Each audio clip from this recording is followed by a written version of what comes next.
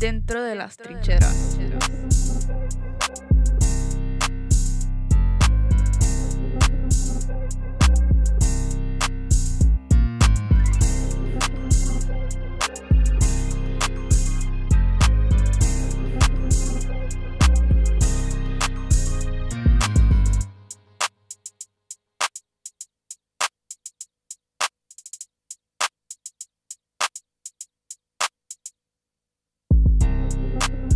Inside the trenches.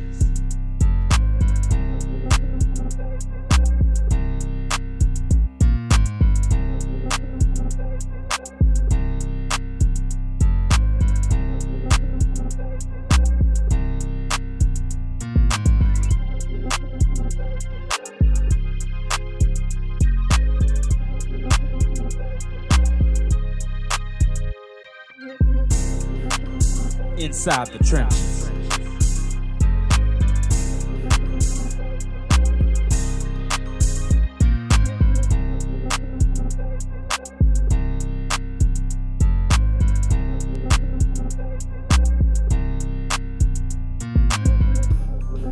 Dentro de las trincheras.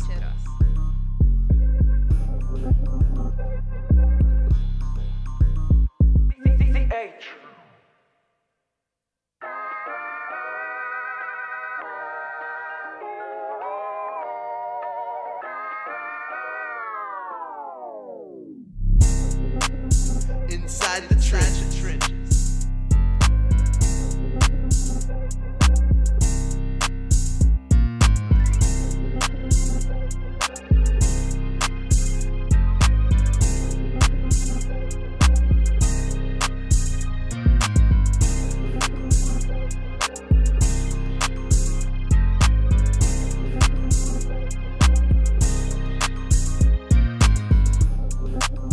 Inside the trenches.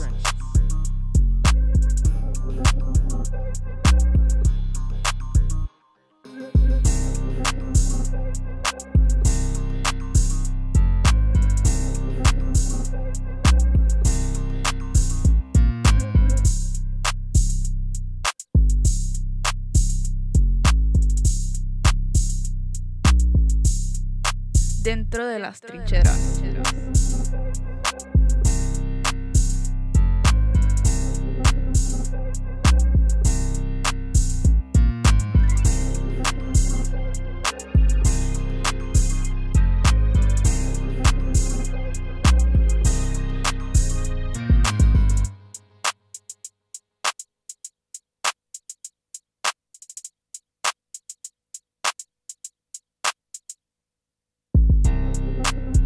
Inside the trenches.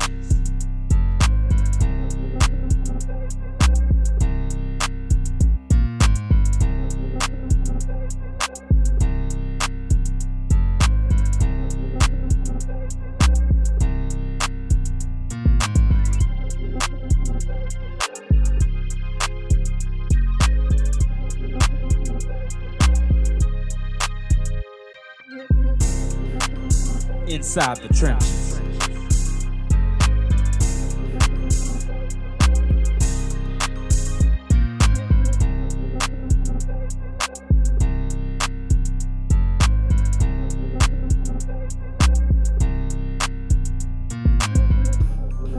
Dentro de las trincheras.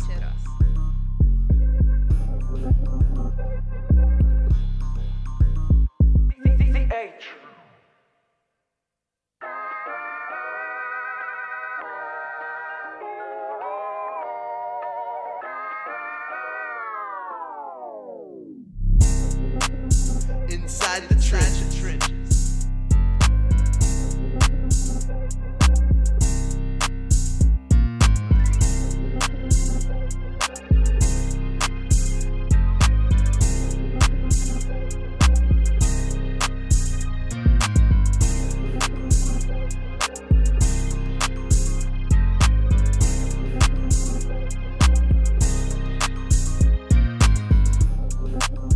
Inside the trenches.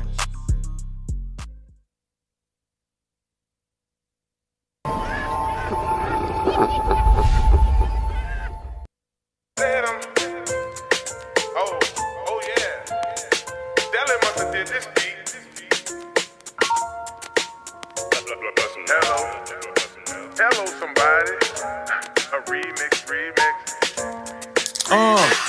For the radio, for the radio. From LA to LA, they yelling hello, fade. Big dog, smooth cat with some mellow waves. In the 10th grade, I used to rock the mellow braids. Private school at the time, they wanted us with fades. Then the dog went to West Jeff. Marsh Wolf, step, big with the pep step. You could call me Lucky Left, do it for my churn. I'ma do it for my neph.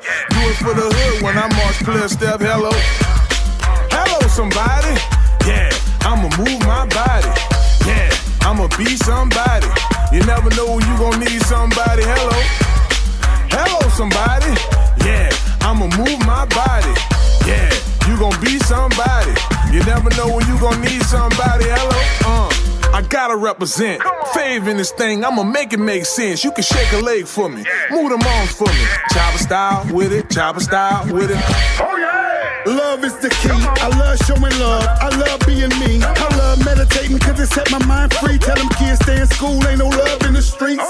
Take them back to the good old days. We rock polos with the good old J's. From New York to New Orleans, they say, yeah, that's him. They like me. I want them to love me like they love Slim. But hello, you know. They saying, Chopper, it's your turn now. Keep your foot on the gas and never turn down. But I remember being turned down. The ones who counted me out, oh, they gon' learn now.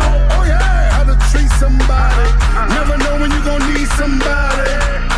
If they hate, let them hate. When opportunity come knocking your way, just remember to say, hello, hello, somebody. Yeah, she about to work that body. But when you shake, can't be lazy. Told her go Kanye crazy. Oh, yeah, hello, somebody. Yeah, I'ma move my body.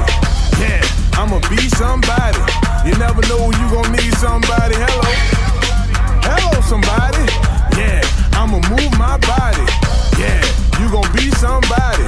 You never know when you gon' need somebody. Hello, skip from that 504 to LA. Come on, skip from that 504 to New York. Skip from that 504 to Chicago. Skip to that 504 to LA. Skip from that 504 out down. Skip to that 504 down to Houston. Skip to that 504 down south. Third coast. Work out.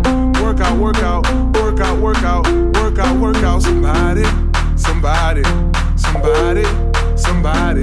Now won't you work out.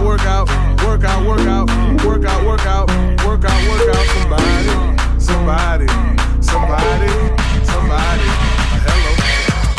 Hello, somebody. Yeah, I'ma move my body. Yeah, I'ma be somebody. You never know when you gon' need somebody. Hello, somebody. Yeah, I'ma move my body. Yeah, you gon' be somebody. You never know when you gon' need somebody. Hello.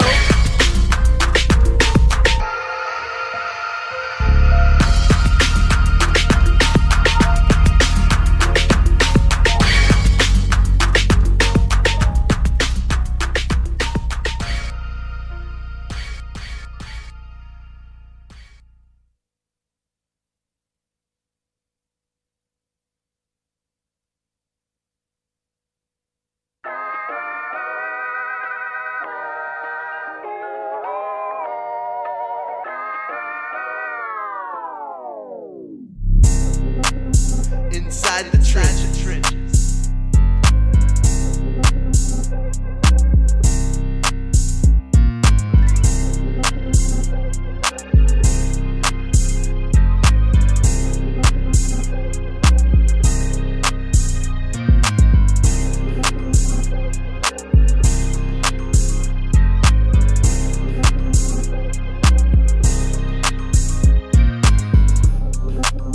Inside the trenches.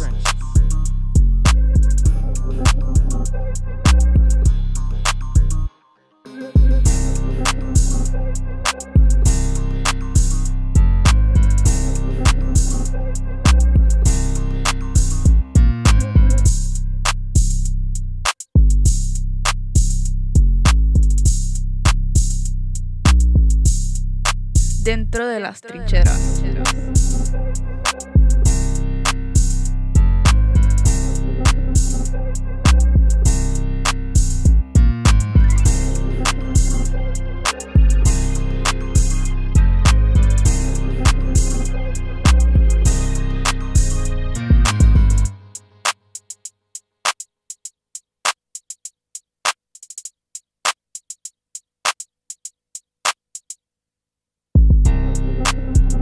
inside the trenches.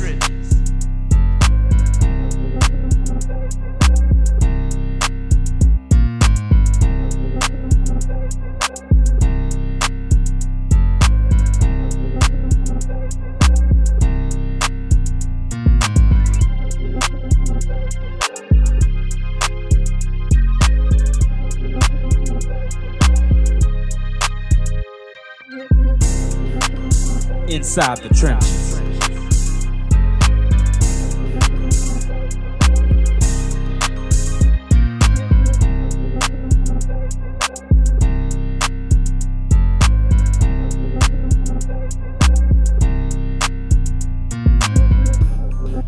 Dentro de las trincheras.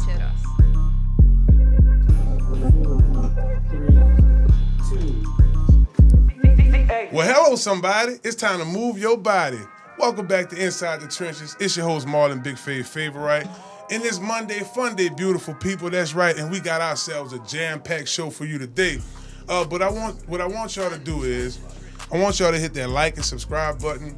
Make sure y'all tune in to ESPN Baton Rouge every Monday, 6:30 p.m. We here. I got CL NOLA in the building. We got some of the best guests, and y'all gonna see that today. Secondly, I want to take this time to thank all of our sponsors. That's right, baby. We want to thank the Gordan McKernan injury attorneys. That's right. We get Gordan and we get it done, baby. Listen, if you're in the New Orleans, is that my jam y'all about to play right there? Hold on, what's that? Oh, come on. I see you, Tobi, and get it. Come on, y'all know the jam. Y'all check us out each week. Y'all know how we get down. Come on. That's right. And get it. Come on, That's right. Whoa. What if you got, come on, talk to me. What else? Your boy be rolling on that. Shouts out to the Gordan McKernan injury attorneys. Remember, get going, get it done. 504-888. Get going and get it done. We also want to send a special shout out to Health Nut System. Big ups to Dr. Kendra for all that she does for the show. Remember, you need sea moss in your life. You need to lose some weight. You need that Zim for life. Hit her up. Definitely holler at our girl. Y'all can visit her at stillbody.org. And last but certainly not least, we want to thank Conquer Sports Pros for all that they do for the show. See sportspros.com. Visit today. Well, I told y'all we got a jam-packed show, and I know usually we spread our guests throughout the show, but this evening, should I say, baby, we live here at the Loyola Studios.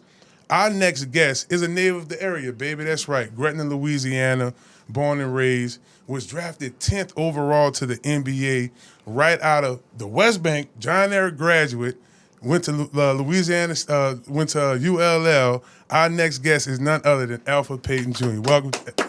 Thanks for having me, man. Appreciate y'all having me. Welcome, brother. Welcome. So, man, we're talking about the West Bank, the best bank. Yeah. Talk to us, man. What it was like growing up, playing ball in Louisiana, going to, against competition. And a two-part question, when did you know basketball was for you? It was fun. It was fun growing up, playing with my friends, obviously playing park ball, making All-Stars, playing JPRD West.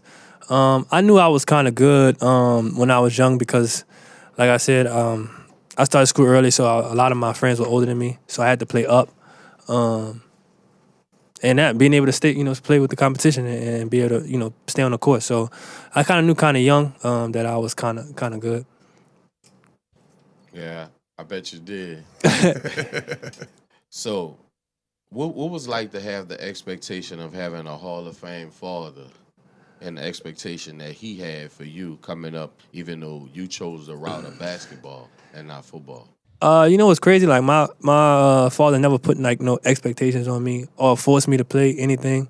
It was more of like, if I'm gonna do it, then I need to do it, all out. And from that standpoint, he was, on me about stuff, but he never made me feel like I had to live up to him. And I appreciate that. But when I was playing, though, he was tough on me. He was hard on me. So when you played football, what was your favorite position? I like receiver. I like to play receiver, honestly. Just running routes. I had decent hands I could catch. That was always fun for me. As I got older, I played a little bit of corner, which was kind of fun. As I'm older now, I really like watching cornerbacks. Because I feel like that's like the second toughest position after quarterback. But But yeah, receiver was my favorite position. Receiver, that ball rolling them up out there. Huh? Yeah. He tall enough. You prototypical receiver size nowadays. Yeah, I liked it. But coming out of high school, as I'm known to understand, you only had one Division I offer. How did you choose the college that you chose, brother? Well, yeah. I mean, that was my only Division I offer, and I remember looking back at it, it was kind of stupid, but I used to have these little goals, like, all right, if I could get to Division I, and then start on a Division I team, and then average double digits, then I could probably make it to the NBA. Which now that I'm played in the NBA, played all these years, it's so much more than just doing that. You know what I'm saying? But when I was young in high school, young and dumb, don't know no better, that was all it took for me. And so when I finally got that Division I offer, I was like, all right, that's one thing off the goal. Now I just got to try and figure out how I can get on this campus, how I can start on this team, and then try to average these double digits to get to the next level. So that's what kind of went into it. Luckily, we played back when I was in high school. The Final Four was called the Top 28, and we played the Top 28 in UL in the Cajun Dome. So I always say that's how they see me, because I played out there right before the end of my career, my high school career. That's big. If y'all are just tuning in Inside the Trenches, we're joined by ELFRID PAYTON Jr. Be sure to follow him on Instagram, ELFRID, just ELFRID. Yeah. You know what I'm saying? Check him out.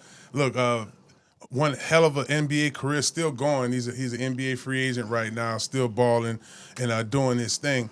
So I want to talk about the process of coming out of UL, going to the NBA, right? Yeah. I mean, you come out of John Eric High School, only one major offer. Yeah. Which I love stories like that, because normally Crazy. guys of your caliber that have these long careers, right? Yeah. They get Multiple tons of offers. Yeah. So you handled your business. Now it's to the Orlando Magic. What was that process, that transition like for you? Honestly, it was pretty easy, man. Like, I had a lot of confidence going into the draft and heading into my rookie year, just because of the summer I had the year before. I was able to play Team USA, and a lot of those dudes was, top picks and going to the draft the next year. So I kind of had a lot of confidence that I knew I belonged. And I had great college coaches, man, that really prepared me for what the season was going to be like. And it was pretty simple. I played almost all 82 games my rookie year.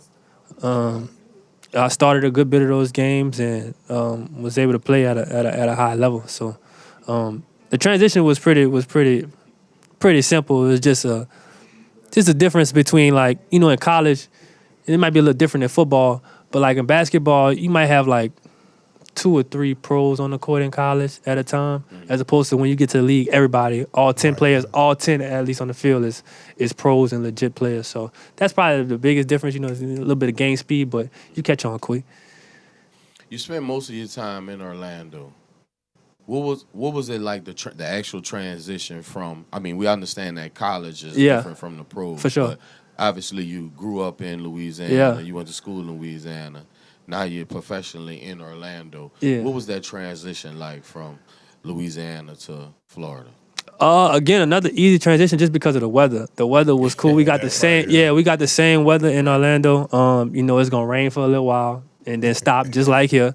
So that was cool to be out there for that. And then I got a big family, so my family would come out a lot if we had like a stretch of home games, especially like holidays. So it'd be easy for them to come down, and like I didn't have to think about nothing. When they came in, like we could just go to Disney World. I could just sit in Universal, SeaWorld, all these different things. So I didn't have to worry about different little things like that. So Orlando made that easy for me. And it's funny, I was just talking to somebody about this today. Like, being here for so long and, growing up here, everything here is like 10, 15 minutes. Right. Yeah, Like everything's so close. When I got out there, like a couple things was like 30 minutes. I'm like, dang, it's far. And like most of the people out there is like, that's not far at all. You know what I'm saying? So that was a little different for me, just because everything is so close here. You could be you can be uptown, you can be downtown, you can be on the West Bank, 10, 15 minutes, you close to everything without there. And then obviously when my career went longer and being in New York, things like hour away and stuff like that. Yeah. So that was the only, and that I wouldn't even call that a real transition. So, but just something that was different, I should say. Well, one thing that's definitely different from New Orleans and other places is food, nutrition. Facts. So we know how important that is for you being a pro player. How did you I mean, you look fit, bro. And Yeah. Your whole career, you were fit. So, Yeah. like leaving the fried chicken here and all the good, greasy, delicious jambalayas and all that, and going to places with bland food. How did you balance out your nutrition? You know, it's crazy. That's the one knock. Like, I love Orlando. I always say it's like one of my second homes. I could go back and live there. That was the only one knock that I had about Orlando. Like, I didn't think the food was very good. I think it was because of, partly because of where I'm from, but also they try to appeal to tourists. Right. You know what I'm saying? So, my first couple of years in the league, though, man, I still was eating kind of whatever I wanted, and still been good. But my agent kind of told me about, possibly eating better. And a couple of older guys that I knew that I looked up to, kind of like mentor thing, was talking about, nutritional value. So I started eating healthy. And then I stopped. I was like, man, I ain't seen no difference. And then when I went back to eating regular, I felt it. And I was like, oh, okay, I see the difference now. So I went back to eating healthy, and I kind of never looked back since. And it was my 5th year in the league. I came back here, right. And I was and I was like, I need to make sure I get me like a a chef or something, because I know what I was gonna do here. I was gonna be with my grandma, I was gonna be with my mom, I was gonna be eating all my partners and stuff like that. So I just wanted to get out ahead of it. That's real. Well, one thing we like to do on here, at least in the recent weeks, shouts out to Steak Man, who kicked this thing off for us a few months back. Yeah. So we do grubbing in the trenches, and okay. I think you might know who we have here. Is Chef Kiwi in the building? Yeah, thanks. This was my chef. This was my chef when I was here. Come on, man. Yeah, that was my chef. My girl looked out for me the whole time I was here. Everything was excellent. She one of the ones for sure. It smells excellent in there right now. All the time. I got to see what she got in there brewing. But while we're waiting on the food, Before we start grubbing in the trenches, brother. Yeah. Let's talk about your foundation. Yeah. I'm aware you have a foundation. You've been doing it for some years. Can you elaborate on it? Yeah, so I got the ELFRID Payton Foundation.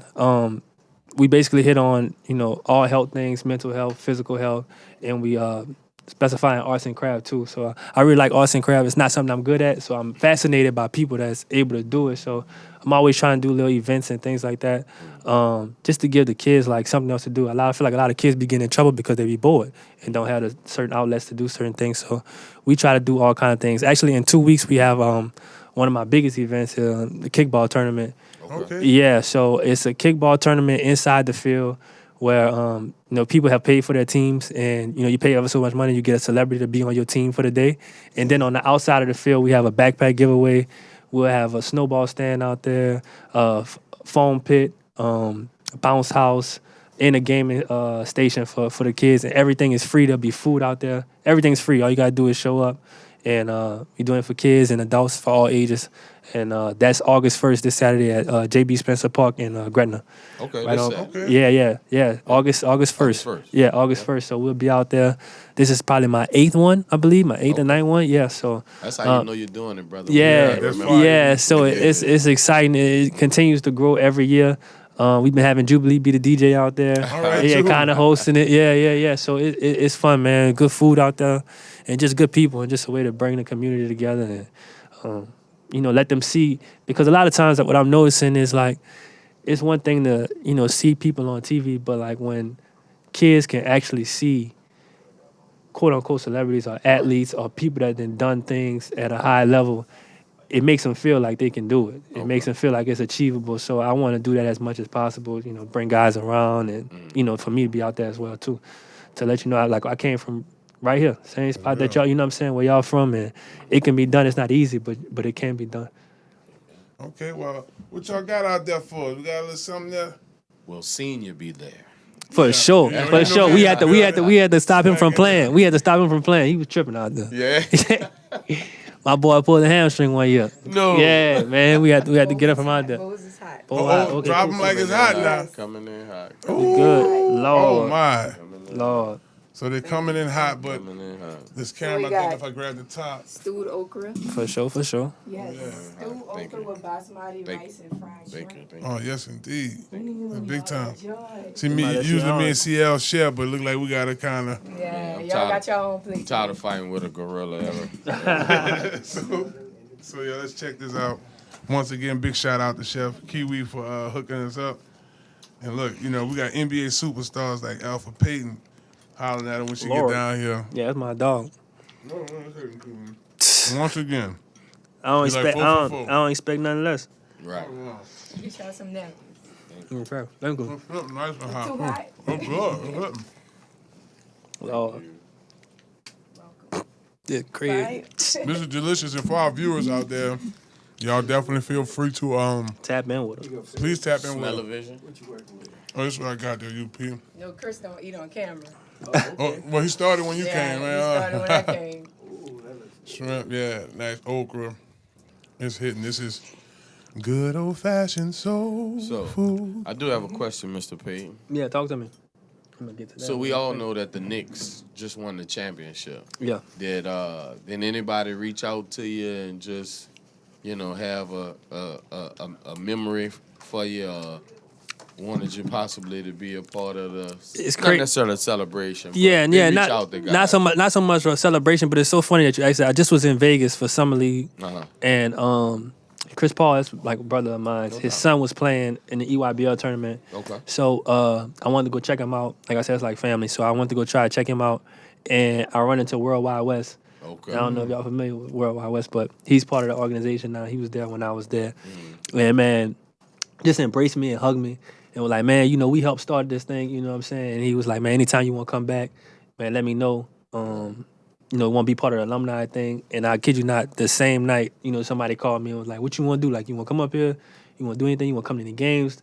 You want to do any kind of meet and greets? Right. Just let me know. So I appreciated that. I appreciated that a lot. That they felt like that we started something, which I know that, but it's something else when somebody can recognize that and say that, for sure. say that too. For sure. So I appreciate that. So shout out to World Wide West. I do want to go ahead, CL. Go ahead. No, go ahead. I do want to talk about. I know CL mentioned your foundation. You also have a youth basketball team here. One of my son's good friends, Lil Tyler, play on the team with your nephew Corey. Okay. Lil Corey.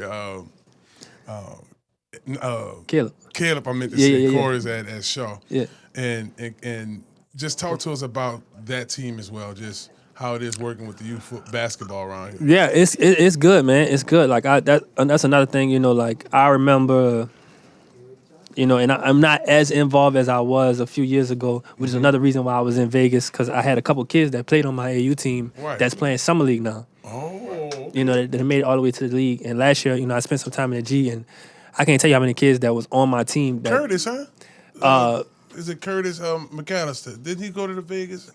He might have been out there, but I'm talking about Jerron Pierre, Okay. Solomon, Washington, and a couple other guys that played on my team that was out there that I wanted to check out. But like, Did you get a chance to check out Pierre? yeah, I seen it. Okay. I mean, I talked to Jerron. I was just about to say I that. talk to Y'all Jerron talk all the since time. he, Yeah, got drafted? yeah, we talk all the time. Okay. That's what I'm saying. Like that's a little bro. So Right. one of the biggest things when I was able to get the deal and start an AAU team, it was just like I remember growing up and trying to find money for this to do these things. You know what I'm saying? Pay for uniforms, pay to go to tournaments, travel. We're trying to get a hotel. We used to always talk about it's a budget, and then sometimes we'd be out there can shaking, and like just to be in a position that I was in, be blessed. I didn't want kids that play for me to have to do that. Right. And just wanted to give them a platform again.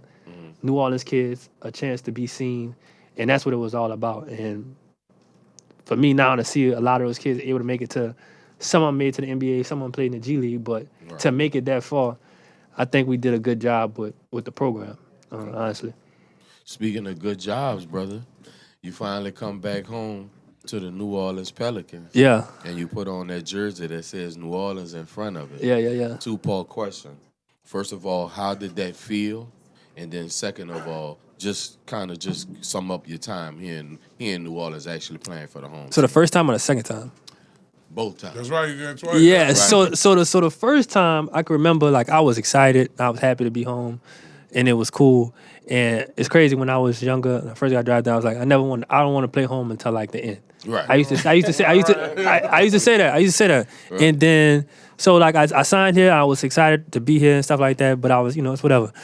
But man, once I started playing and seeing the it was just crazy to see like all the people at the game, like old school teachers. Right. You know what I'm saying? Like my third grade teacher at the game, like that was crazy, to see that, what I'm saying, that kind of support. Old candy ladies that used to be in my neighborhood, like coming to the game and stuff like that. So just being able to see that was just another level of like gratitude and just thankfulness and just happy to be here. The second time was even crazier for me because I was out the league for a couple of years and then had to fought my way back. And then what's the chance of the team that I fight back to be is the New Orleans Pelicans and to be back home. So the second time was even crazier.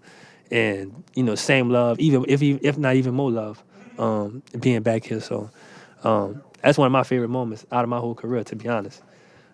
Get back to the home. Getting back home. Yeah, getting back home. That was crazy. Yeah, and to be involved. And I guess just for our viewers, talk about your NBA journey. I mean, this is a double-digit career for you now. You did, 11 seasons total? Yeah. So I guess, what was that life like? I mean, going in and out of arenas. I mean, for the most part, you stayed relatively healthy. Yeah. Which is a blessing. Yeah. So what was your journey through the NBA like? I mean, it was crazy. It still is. Yeah, it's still, it's still going, and it's crazy. Like, it's so much that go into. I mean, obviously, go into playing in the league and stuff like that. Like, my first 6 years, somebody got fired.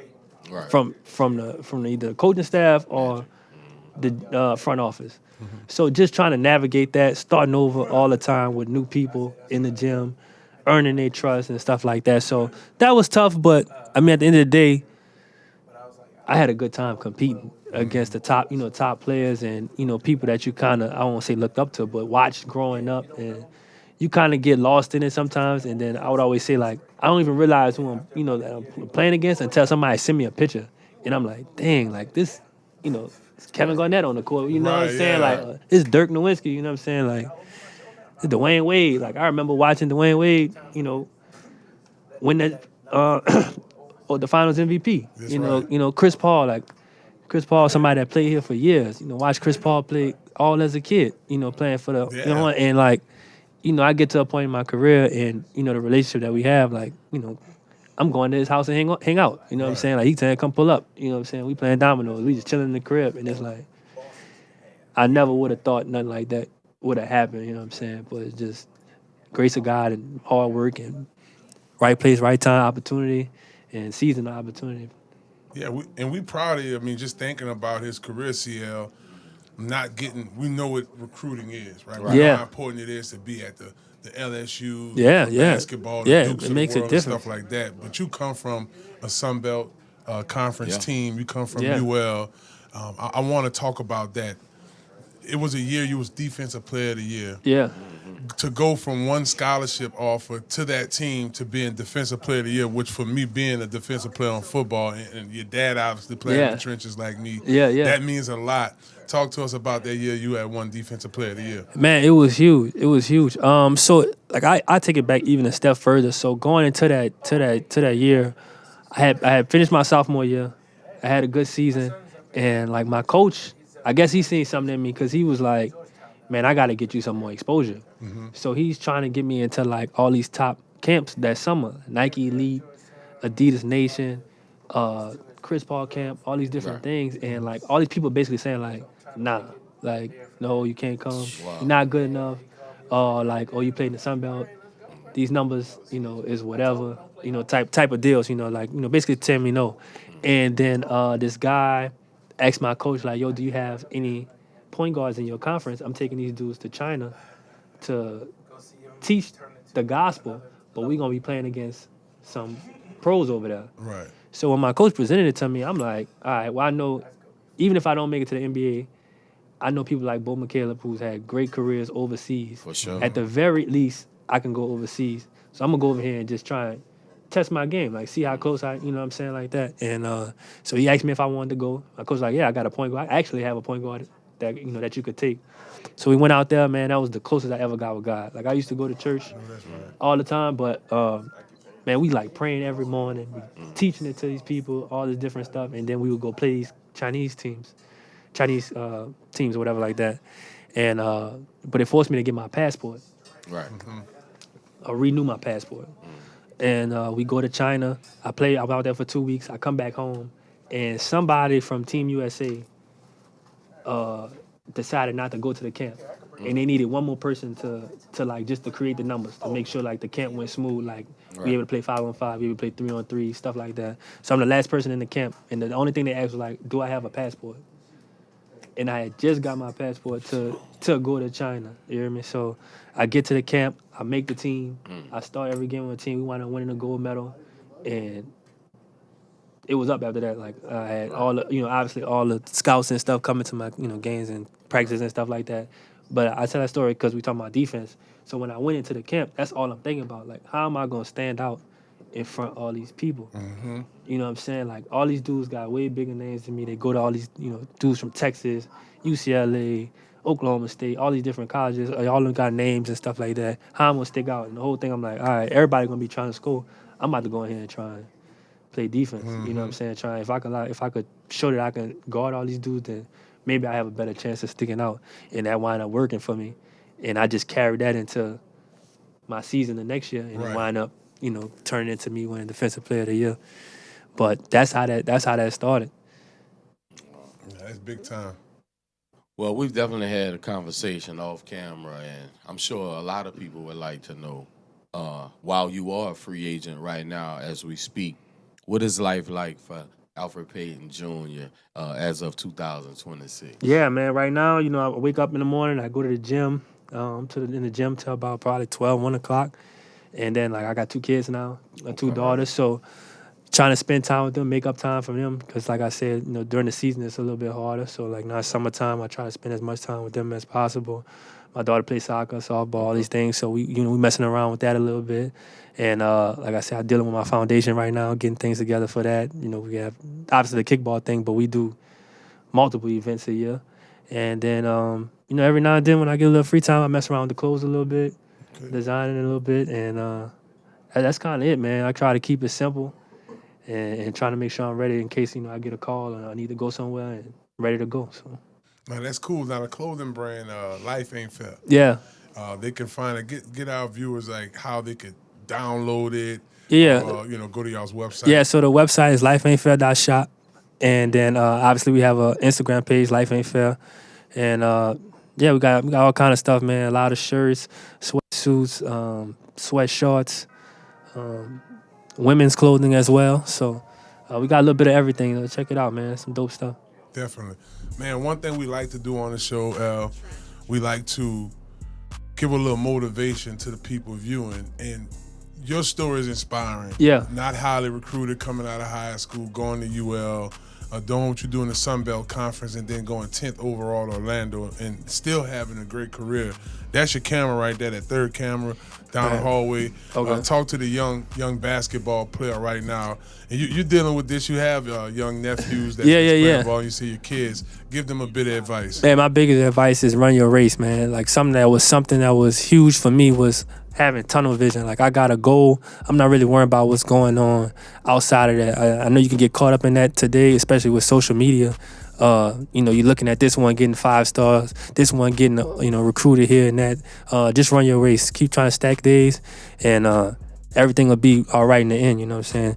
Don't worry about the outside noise, this, that, and the third. Keep getting better each and every day, and you're gonna be where you want to be.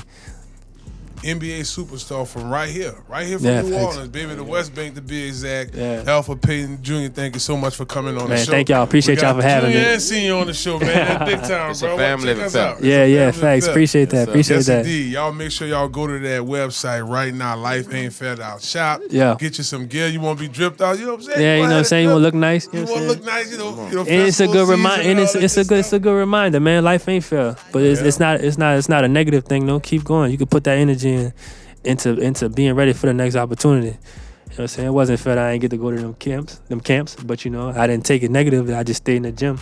Right. And when the opportunity presented itself, you got to be ready. So by the grace of God, I was. And clothing line with a meaning, baby. Yeah, that's right. Facts. Elfrid on Instagram, y'all be sure to follow him. Louisiana on. Baby. Yeah, that's a fact. Yeah. Facts. Ain't nothing better than that. You better believe it. Thank us once again to the Gordan McKernan Injury Attorneys. Get Gordan, get it done for sponsoring this segment. Big ups to Alpha for coming on the show. Yeah, appreciate Chef y'all Pee Wee having me. hooking us Yeah, up, baby, that's a with the fact. good food. Yeah, I can eat now. That's what we going for. Yes, indeed. Well, look, y'all don't go nowhere. You know, we got one Louisiana legend in the building. I think we got two as well, baby. Let's That's go. right. We have Ro Brown, legendary Louisiana Hall of Fame broadcaster, and still doing it Fire. each week, baby. He gonna sit here and talk with us right here on Inside the Trenches. Y'all don't go anywhere, baby. We'll be right back. Hello, somebody. Inside the trenches.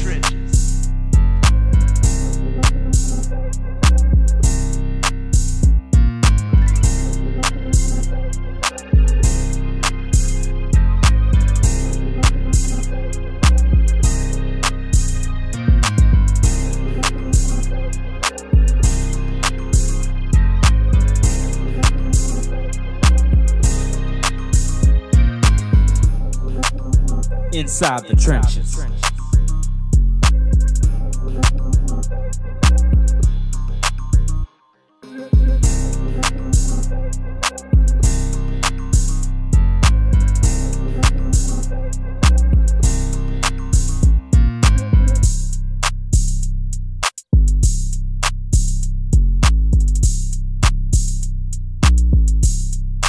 Dentro de las trincheras.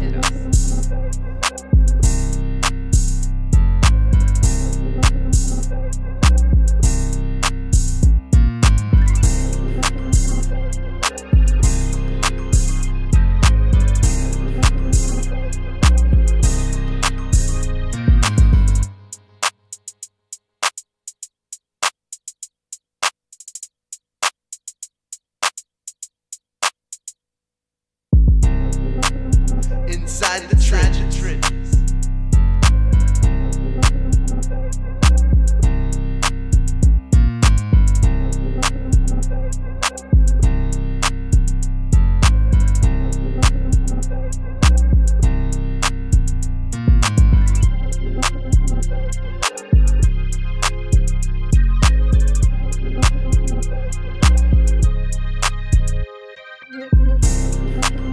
Inside the trenches.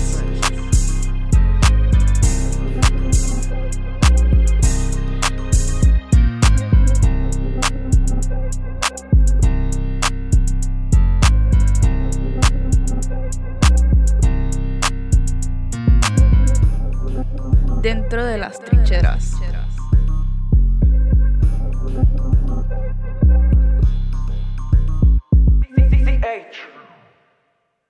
Inside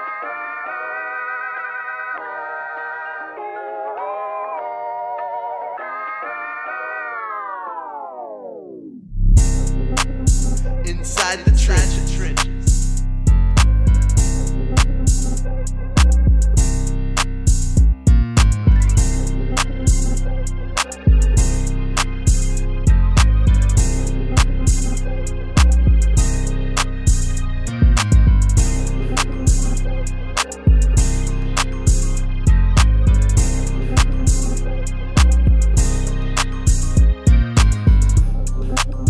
Inside the trenches.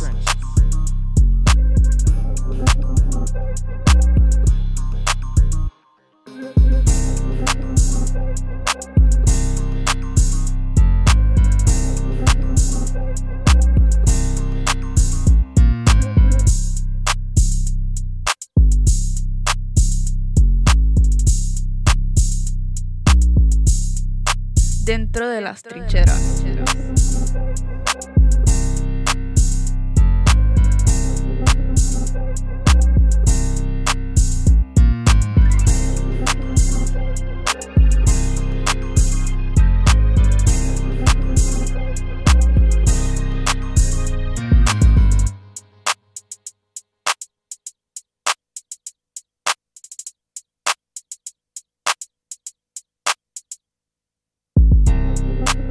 Inside the trenches.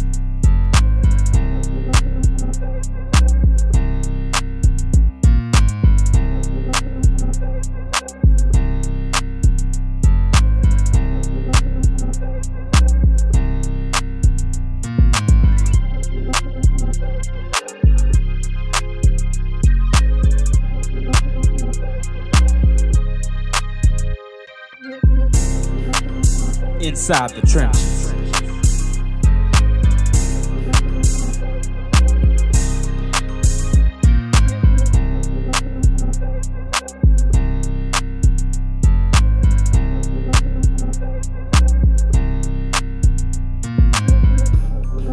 Dentro de las trincheras.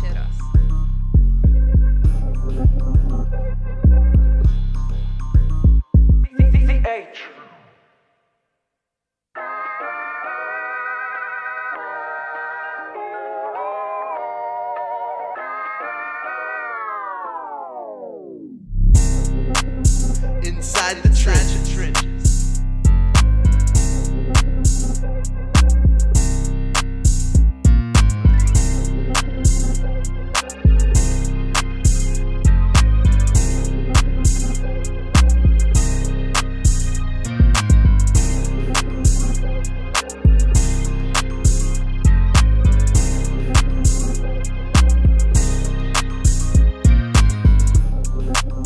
Inside the trenches.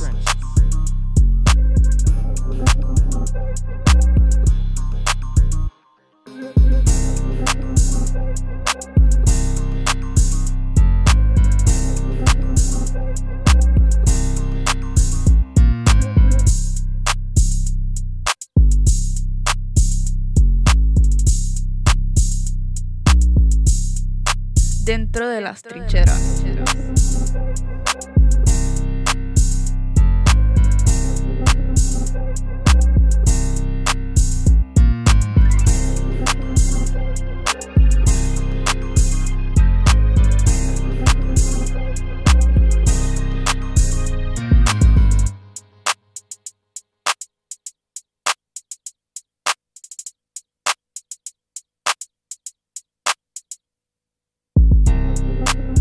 Inside the trenches.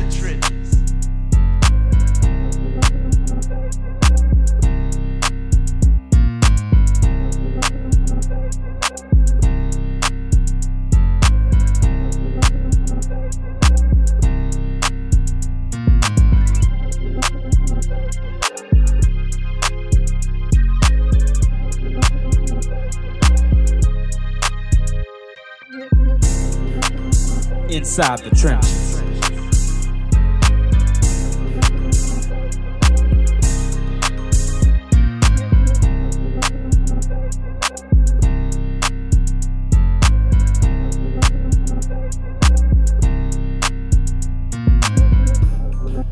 Dentro de las trincheras.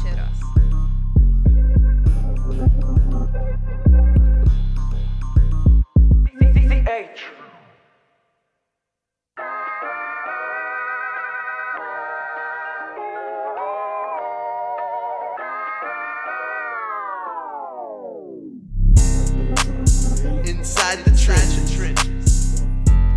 Well, hello, somebody. It's time to move your body. Welcome back to Inside the Trenches. It's your host, Marlon Big Favorite. I got my co-host, CL NOLA here. We got the production team rolling. We got Kiki up in there on the okra. We're just having ourselves a good time on this Monday night, and I hope you are too. Y'all wait, chill out. Football season almost here. Just calm down. We're gonna get it. We're gonna get the football season cracking on. We're almost there.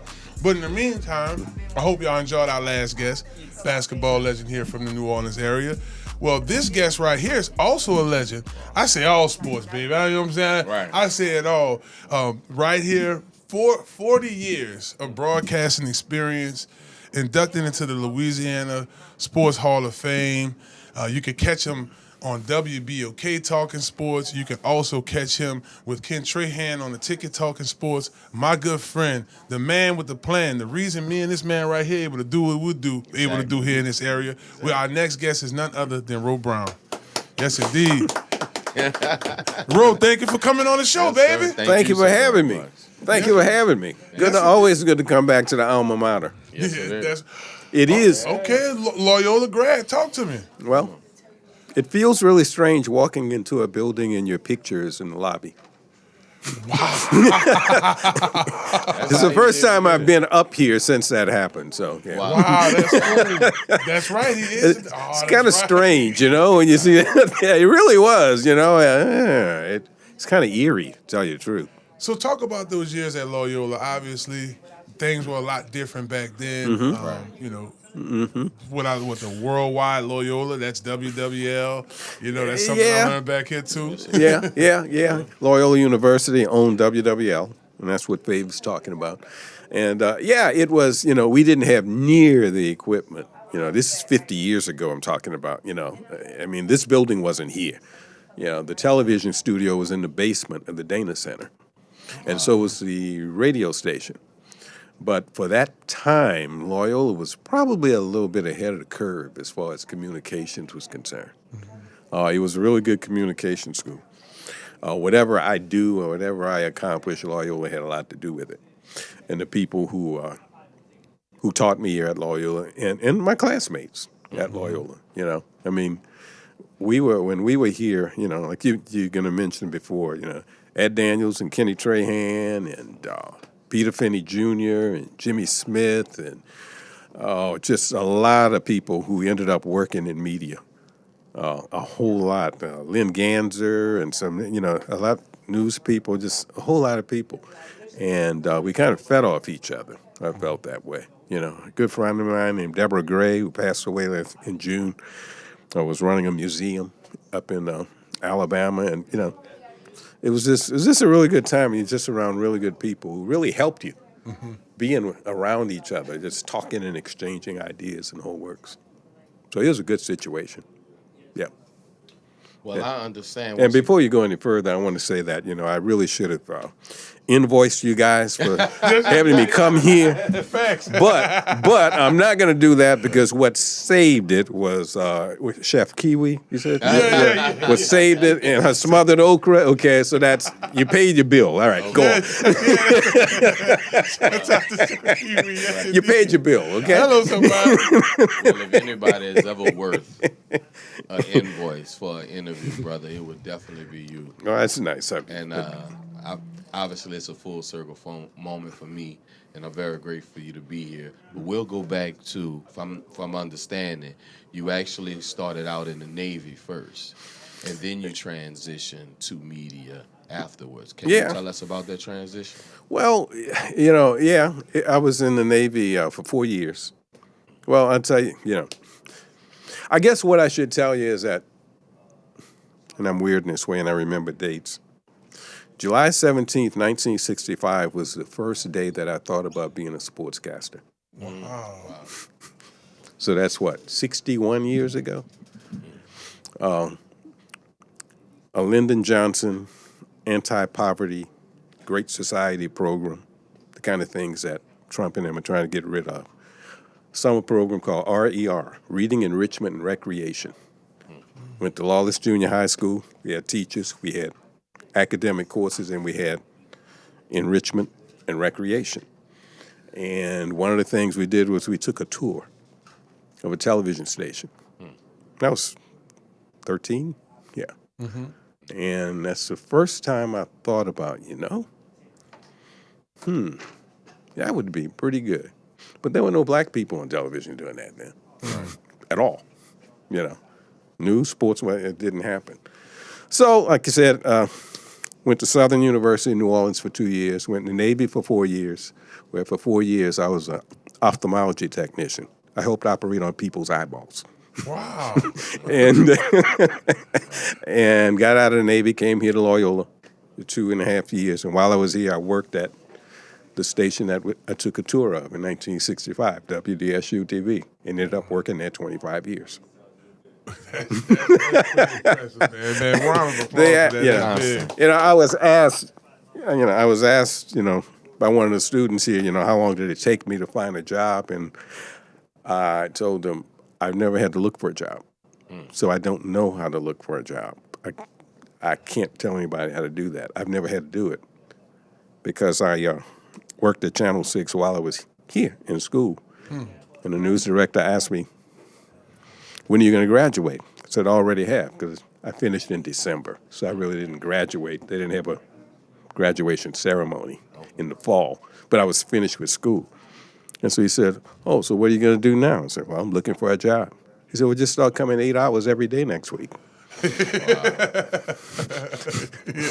Yeah, and that's what I did for the next 24 years. That's cool. That's cool. That's cool. You know, now in between that time, I left for 14 months to go to KPLC in Lake Charles, where the sports department there was Ed Daniels and me. You know, Ed was already there, and we worked with the sports department there. I came back to New Orleans. They hired me back here, and then about 6 months after that, they hired Ed and brought him back from there, and we were at DSU together for that's 9, pretty 10 years impressive. or whatever. So yeah. So you've kind of alluded to it already, my brother, that there weren't many African Americans in the business, and we all know that you were one of the groundbreaking barrier breakers of having an African American anchor in sports television. Yeah. How does that feel? And can you bring us back to those times where we turned on the TV and it was you? Well, you know, I don't. This sounds braggadocious, so I don't like to say it a whole lot. But if I wanted to, I could have gone to ESPN. It's no big thing. I could have done that. You know, or you know, I thought I was good enough to do that if I wanted to do that. But I realized that me being on the air here and the reaction to it, and it wasn't necessarily a vocal reaction or a loud reaction, but the reaction was always kind of personal.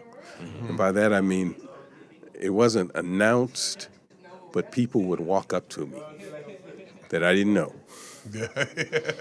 Especially older black people. Straight up. Right. Yeah. Right. Yeah. Right.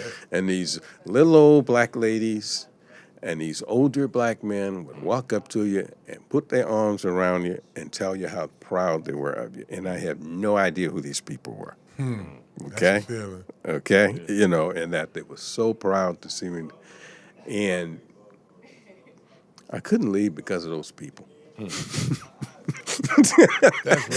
It was a big deal to them, okay? You know, and also I felt like there were people, I didn't feel like it, I know that there were people before me who were a lot better at this than I was, who didn't get the opportunity to do this like I had. And so that's why I felt like I had to do the absolute best I could every day, every minute, every second, because of those people. No, that says a lot. It does. That's, you know, now there's some people that probably doesn't, but that's it. That was it for me. You know, yeah. I didn't have to go any other place. Because reason matters. Because I knew that, you know, and I knew that, and it was purpose. You know, it was on purpose because I knew that I was going to do things. I was going to do some stories that nobody else was going to do because nobody else had done it before. And cover things and go places where nobody had been before. Right. And if there's anything that I'm proud of, it's that. That says a lot. If y'all are just tuning in to Inside the Trenches here on ESPN Baton Rouge, we're joined by Ro Brown, legendary journalist right here from the New Orleans area, known all over the world, just really a staple. Gave guys like myself and CL the confidence to do this. For sure. I never told you this. Like, I remember seeing you as a youngster, so when I did try out for the Cox deal, I said, man, Mr. Rowe could do it, I could do it. And that was like one of the things that really... Absolutely. Because representation matters. It really does. And that's why we do what we do for that same reason. Well, it's important that you guys do it. It's important that you guys get into it. And like I said, I'm halfway retired.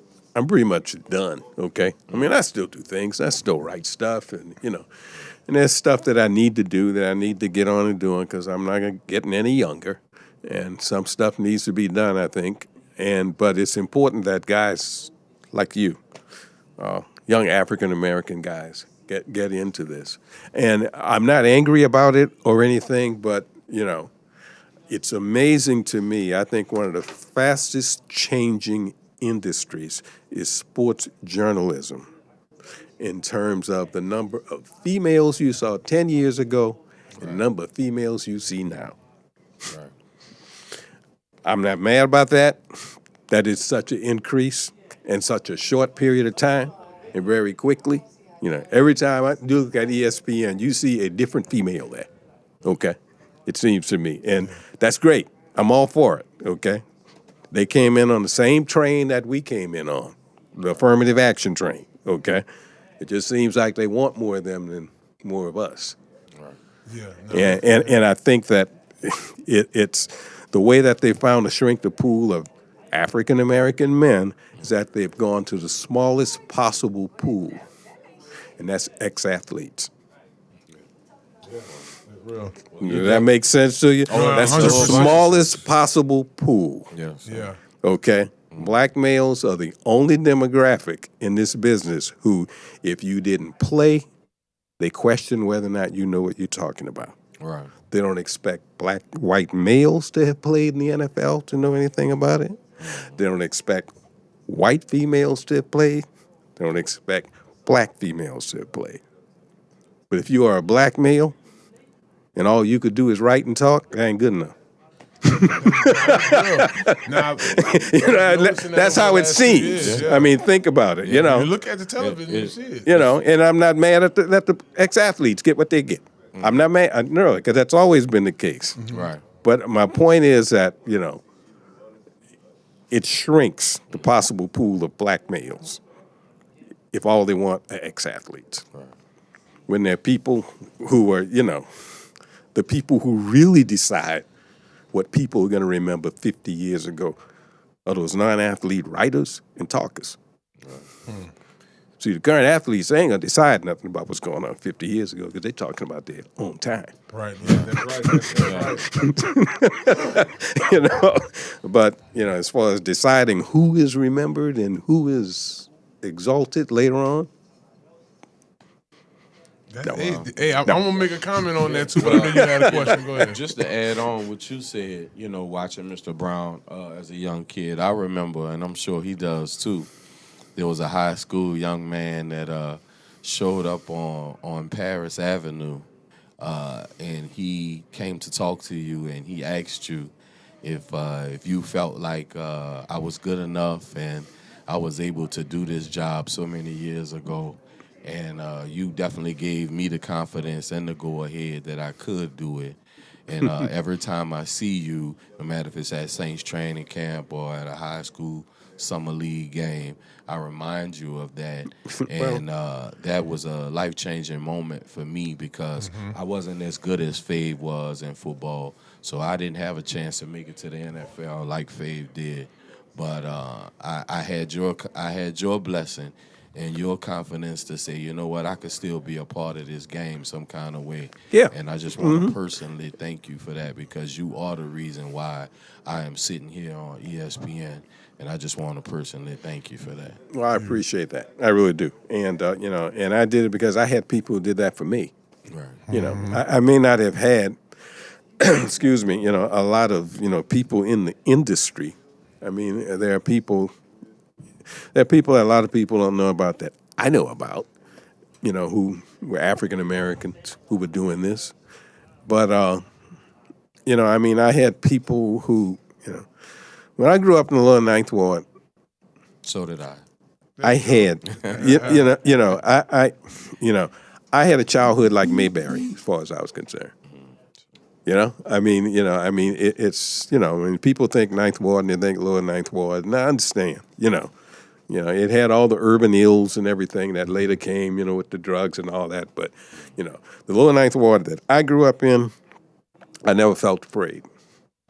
There was a grown black person around I was taken care of. You know, they knew me and they knew my parents, even the bad guys. I found out later the bad guys, that my parents knew the bad guys, but my parents knew they weren't going to let anything happen to me. You know, I was always protected. I was always encouraged. You know, I had parents who, you know, would just tell us stuff.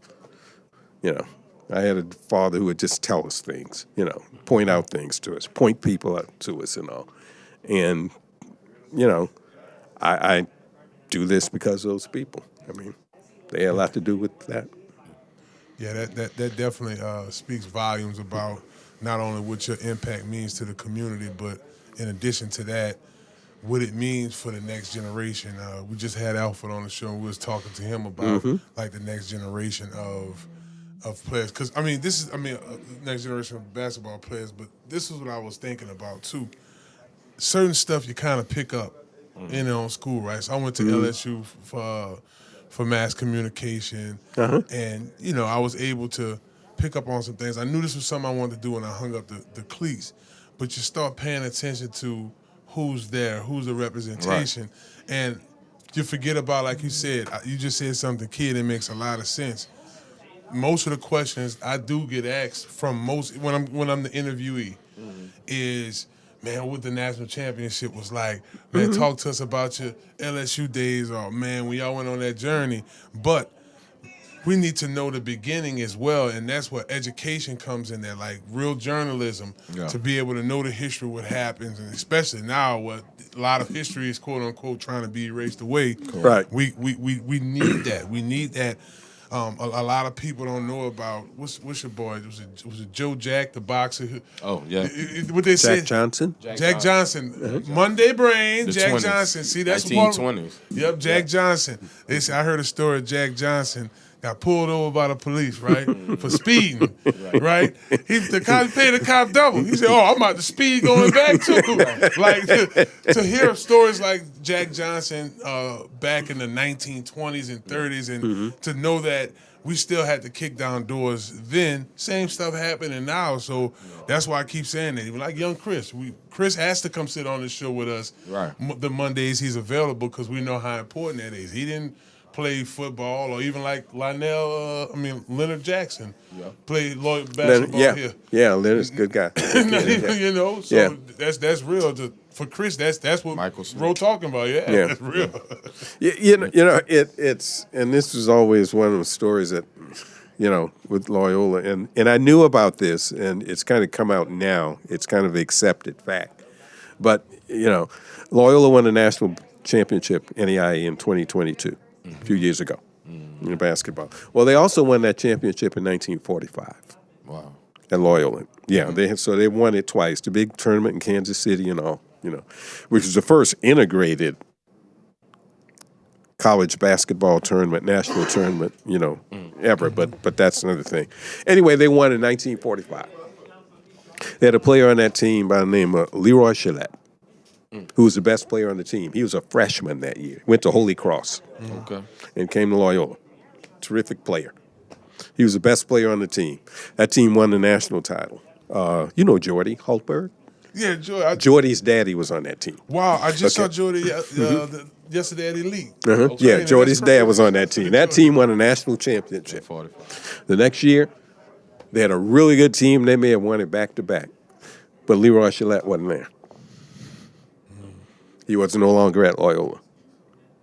It was always whispered why, but, and he had a younger brother who was a year behind him, who was in high school at Holy Cross, who was a great athlete. Football was his thing. He was going to Tulane. He was a running back recruited by LSU, all the other SEC schools and everything. He was going to Tulane because he wanted to be a doctor. And he didn't go to Tulane. Leroy Gillette, that was here, went to Canisius and is in their Hall of Fame as a basketball player. And played 1 year in the NBA, I think the first year of the NBA. So he was good enough to make an NBA team during that time. His younger brother, Hillary, the football player, went to Colgate and is in their Hall of Fame. Yeah. And is in their Hall of Fame. Excuse me, Cornell. He's in their Hall of Fame up there. And did become a doctor. They both disappeared because they found out both grandmothers were black. Which made them legally black. Right. And they had to go. Wow, that's crazy. Now he's in the Loyola Hall of Fame. You could go down and look at him. He's in it. They still put him in the Hall of Fame from that 1 year. But back then, once they found, had to go. And I think that's a story. And that's definitely why we have the great Ro Brown here, because even now, because obviously you know my entire family. I'm from the Lower Ninth Ward. You know everything about me. And even now, as I'm of age, he's still teaching me. I'm still learning. He's still a mentor without even knowing. And even on live TV, he's still teaching me. But Mr. Brown, you have been in this business for over 40 years. Actually, almost 50, but almost. Yeah. Trying to keep 40 it young. does ring a little bit. Almost 50 years, and we've experienced some highs and some lows here in Louisiana, especially in New Orleans. Yeah. What are your most memorable memories for you here representing not just Louisiana but New Orleans? What are the best memories you have?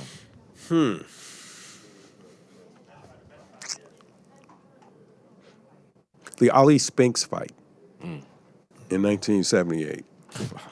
Wow. That's fire. The 82 Final Four. Michael Jordan. Yeah. You know, because that was, you know, there's sometimes when you're in the midst of something happening and you know that this is something that's historic. Right. You know that you know that this is going to change a lot of stuff. You know. So when you're sitting there in the Superdome in 1982 at that Final Four, where, you know, the worst player on the floor was the guy who hit the winning shot. Yeah. Because he really didn't have a good game. Like, he was really non-consequential in the game. That was really about the only thing he did. Right. And you look and you see that people have bought tickets on the other side of a stadium to see a basketball game. Come on now. In the top row on the other side.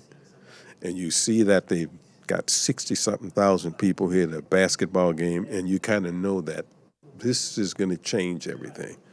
And so now they don't even think about playing it in an arena anymore, the Final Four. Right. That's right. Don't play in arenas. That's right. Right. Don't play in arenas, and haven't for years now. Too many people Once show they up. found out they could sell tickets to a basketball game in a football stadium. Wow. In 1982, here showed that first. And what a lot of people don't remember is that they didn't decide to sell those tickets on the other side of the Superdome until the week of the game. Wow. They said, we will sell you a ticket for $16, $8 on Saturday and $8 on Monday. And people bought those tickets. And that's why they did that. This is fire, Because I did the story, okay, on it. Yep. Wow. Right. That's fire. And you just knew that this was going to change, you know. Even with the players, you know. Yeah. I mean, you know, people forget that the team that nobody remembers, they got eliminated in the first round, had Clyde Drexler and Hakeem Olajuwon. And the Phi Slamma Jamma team. Yeah. That's crazy. They got knocked out on Saturday. Right. Wow. Okay. And the other team that got knocked out was Louisville with Denny Crum's teams. You know, with most of those people on that team won the national championship, 3 years later. That was man. So, before you even get to Patrick Ewing and Sleepy Floyd and the Georgetown team and the North Carolina team with Perkins and Worthy and Jordan, Right. That was a loaded Final Four. Yeah. I'm in awe just thinking about these sports memories, and then you're not telling someone you went to L.A. and that was right here in the city. The other was the 1992 Olympic track and field trials. Ted Gorman. Mm-hmm. Come on.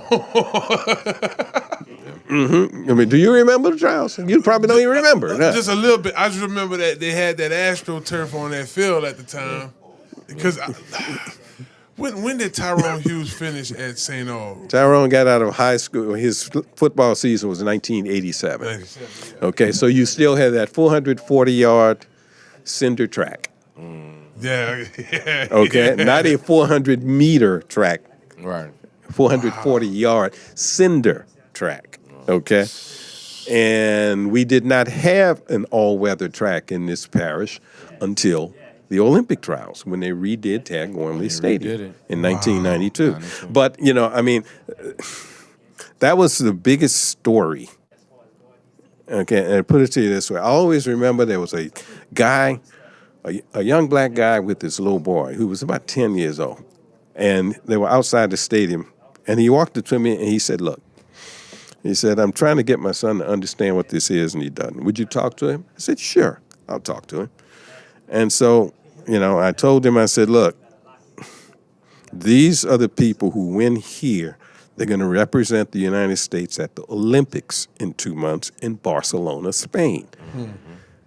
And I said, if you finish 1, 2, or 3, So these are world-class athletes. These aren't just, anybody. Mm-hmm. These are people, you're going to see all these people on television, in 2 or 3 months when they go to the Olympic Games. And I said, you see that lady over there that your daddy took you to talk to, who's being rubbed down on that table? I said, yeah. I said, that's Jackie Joyner Kersey. I was just thinking, And these people were just outside the stadium because, there's the warm-up track. That's why there's that other track over there. That was built. That's why that wasn't there. That wasn't there. Right. Okay, and that way, you had to have a warm-up track. I mean, you can't have these people just come in and warm up there inside the stadium. Right. So that's why they have that other track. That wasn't there. That's some history. That wasn't there, okay, until then. And, and I said, you saw that guy walking with all those people around him, all those reporters? He said, yeah, and he was walking from the track to the stadium. I said, yeah. I said, well, that was Butch Reynolds. He's the world record holder at 400 meters, and he's the biggest sports story in the world. You're going to see what those people do on the nightly news tonight, because there was some question of whether or not he could run because of steroids. Okay? And I said, and all those people you saw around him, those were people from France and England and Japan and Korea. This is an international event, okay? That's dope. This is an international event, and I think he didn't understand it until I asked him, what's going to happen tomorrow in the NBA? He said the NBA draft. So he knew that. I said, who's going to be first player selected? He said Shaquille O'Neal. I said, that's right. I said, the rest of the world does not care. Right. They care about whether or not that guy is going to run in the Olympic Games because he's the world record holder. Okay? Wow. That's why all those guys I told you from all those countries, those reporters, they're not here to cover the NBA draft. Huh. They're here to cover this. That is crazy. So, those are. There's some others, but that's the ones. Yeah. But that's the ones that stick out to me, Well, Mr. Brown, I would be so honored to ask you about the day that pigs fly, the day that hell froze over, the day that the New Orleans Saints won the Super Bowl. Don't ask me, ask him. Well, both of us have, right? Yeah. It is vantage points of that. This is my, and I see what CL going with this. This is my vantage point for that. You've seen this team for years, right? Yeah. The Arch Manning days, and even recently with the Aaron Brooks days. Sure. As an active journalist at that time, what was it like writing for that brother? Well, it's fortunately we have, time has moved on. Fortunately and sometimes unfortunately, there's a couple generations who think because of when they were born and because of winning that Super Bowl, there are a couple generations of people who think that the Saints always won. Oh yeah. They really do. And when they don't, and when they don't, what's the problem? This is terrible. It has never been this bad. Oh yes, it has. Even worse. It's been a lot worse, a whole lot worse. You have no idea. Okay. Shoot, Arch was like 2 games 1 year, huh? Okay, yeah, it won 1 or 2. I mean, it's one of the famous things. The Saints general manager one year. The Saints general manager was hired by the Saints to be the general manager of the team. You know what his qualifications were? He was an astronaut. Wow. yeah, he did. Which means he's a smart guy. Okay, but he was an astronaut. Okay? It was, some of the absolute worst football teams. There's another organization that's had a lot of worse football teams for a longer period of time. The Pittsburgh Steelers were bad for 40 years. They were horrible. They did nothing for 40 years. They did nothing until the 1970s. And a lot of it, they were worse than the Saints for a longer period of time, okay? But the first 20 years of the Saints was really bad. Really bad. Oh, yeah. And in typical New Orleans fashion, for most of that time, fans didn't care. They treated them like a college team. Yeah. As long as they tried hard, as long as they could go to the games and have a good time, drink their beer. I remember the paper bags, bro, in the early 90s. But when it changed about, let's see, Hank Stram was the head coach and they fired him, and it changed about late 70s where people started to kind of look at it. But still, they were kind of treated like a college team, you tried or whatever. Bless you, boys. Mm-hmm. But then it got to a situation where, well, wait a minute now. It's time to get something done. And fortunately, they did. And you would probably say that's around Ricky Jackson, around the Dawn Patrol years. Yeah, exactly, yeah. 86, 87, in Jim Mora time. Yeah. Jim Mora and Jim Fink's time. Now, what happened was, like I said, Jim Finks was very important. He was very important, the general manager, who built the Minnesota Vikings and built the Chicago Bears, the 85 Bears, the Super Bowl. He did that.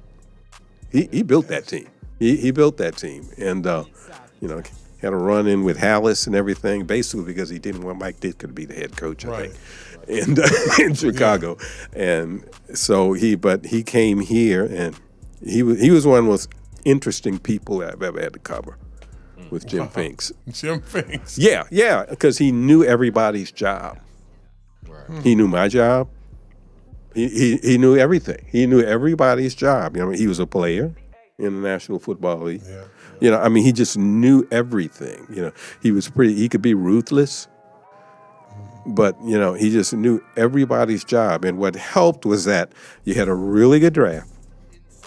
In like 85 or 86, in one draft where you get Dalton and Rubin and all these people. And then the USFL folded, and it was like you had a second draft. Because you got Bobby Hebert, you got Sam Mills, you got Vaughn Johnson, you got Antonio Gibson, you got Chuck Comiskey, you got Mel Gray. The great Mel. Yeah. That was it. You put that together, with the nucleus that you had of good football players who were already there, even from that 81 draft, with Ricky Jackson and Jim Wilkes, and Frank Warren. That's defense, too. And Frank Warren and all that. Hey, that was... Yeah, and the Buffalo Bills took advantage of that too. The Thurman Thomas, Jim Kelly. So those was Mr. Rowe. We could go all night on it, especially now because I got a million more Saints questions. I wanted to dive into the '90s, but unfortunately we got to wrap this segment. That third camera is yours. Yes, we got little Chris. He just graduated from Loyola 2026, so he's just like you, a Loyola alum. Talk to the young journalists, the young African American journalists out there who's trying to shape their career and getting the business that's not so much rooting for them heavy right now, but they want to make it. First of all, go Wolfpack, since you mentioned Chris, who's a graduate and all. Yeah, okay, all that good stuff. You go, Chris. It's for people who want to get into the business, but it's also for people who don't want to get into this business. I was a very good athlete, okay? And I used to say I wanted to be a baseball player, football player, whatever. Yeah, I used to do that too when I was in elementary school. I was a very good athlete, but I never thought I'd get this big. So I was smart enough to know that, although these guys are trying to get me to go out for the team at school and all that good stuff, I don't want to get hurt. They play with me in the street and they know I'm good, but that's another thing. But all I ended up doing is exactly what my teachers in elementary school told me I was going to have to do. And I kind of took it with a grain of salt at the time. I although I was a good student, okay, and I took them up on that. But as it ended up, all I have done for almost 50 years every day is 4 things. I read, I wrote, I talked, and I listened. That's all this job is. And it's all any job is. If you can do those 4 things, you could create something for yourself to do, almost without anybody helping you. Read, write, speak, and listen. Not necessarily in that order, but those 4 things. That's all I've done in the last 50 years. That's it. Okay? I mean, that's it. Look. That's all it is. Keeping it simple, baby. You gotta love it. I mean, that's all it is. You know, read, write, speak, listen. Sometimes. And I know we short on time, Mr. Brown, but we have to speak about your 2021 induction to the Louisiana Sports Hall of Fame. Come on, talk to me. Well,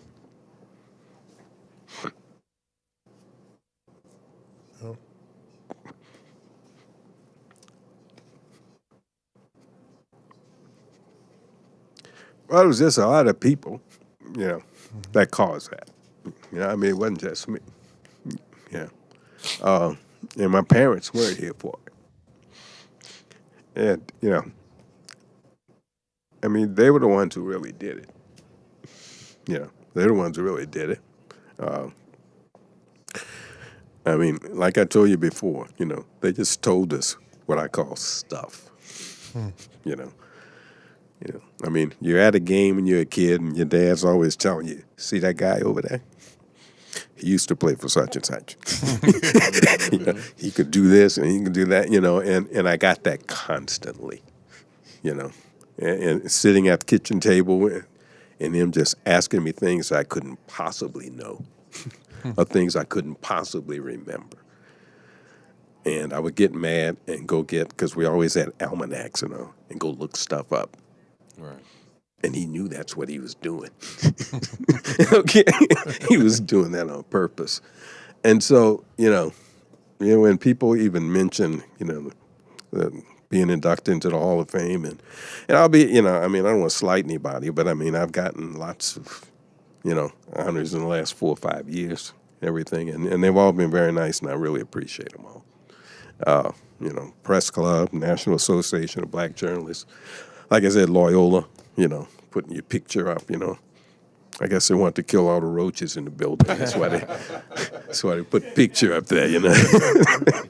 But, you know, it's just, you know, I mean, it's just really nice. And it's, you know, not that anything I did for myself, but also, you know, there are people who, African Americans who did this that people don't know about and kind of ignored, you know, names like in that, a lot of you might not remember, like Champ Clark and, you know, Lucius Melancholy Jones and R.L. Stocker. These people were writers. They were covering things. They were covering HBCU football and baseball and basketball and all. And, you know, those were important people. They were important people to me. And that's about it. That's big. Now, I appreciate you sharing that for us. That was huge. Once again, congratulations on. I'm sorry, I didn't mean to cry. I didn't. Man, look, it's worth it. Look, let me tell you something. You put a lot of. We're thinking about this almost 50 years. Just thinking about all the people you affected, including us, and just the work you put in, and the simplicity that you gave to the viewers just now. With just simple things, because in this time, we're in a time where we overcomplicate things. We really do, and it doesn't have to be that hard, and you can be successful by being consistent with those 4 things. Ro Brown, baby, here in the building with us. Yes, indeed. Y'all make sure y'all check him out. Football season here, y'all going to be able to follow him and Ken Trahan on the ticket, catching up on all the high school games. We got a lot of superstars coming out of this class of 27, so we're excited about that. Yep. And, man, thank you so much for coming on the show, my brother. Yes, my pleasure. Thank you. Yes, indeed. Chris, Fabe, thank you for having me. Hello, somebody. He's Ro Brown, baby. CL NOLA. Y'all don't go nowhere. We're going to come right back and wrap this thing up. We got some sports to talk, man. We got a lot of sports to talk. We sure do. We got training camp coming up. Some coaches might be on the hot seat. Oh, y'all don't go nowhere. It's Inside the Trenches. Here is where your story continues. Stretch the limits of your imagination. Create the world as you see it.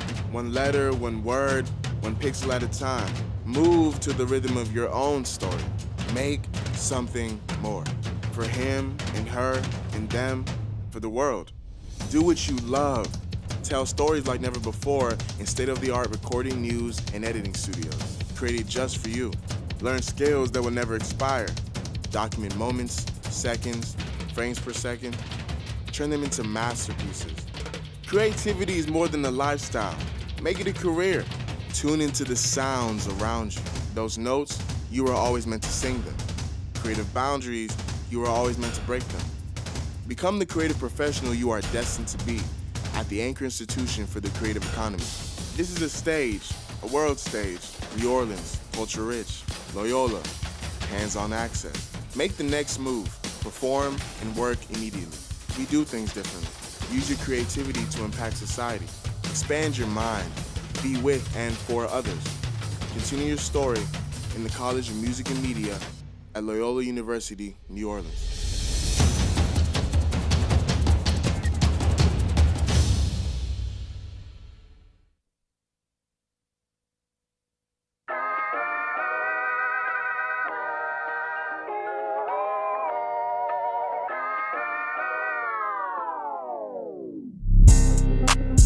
Inside the trenches.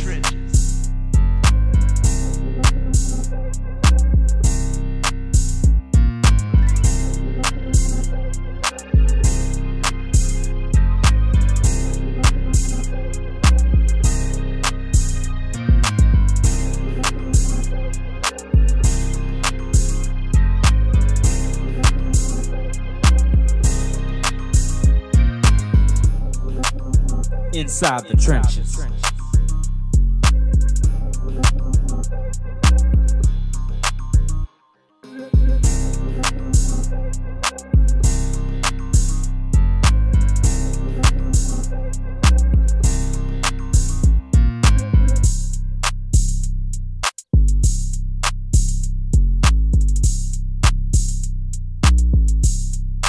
Dentro de las trincheras.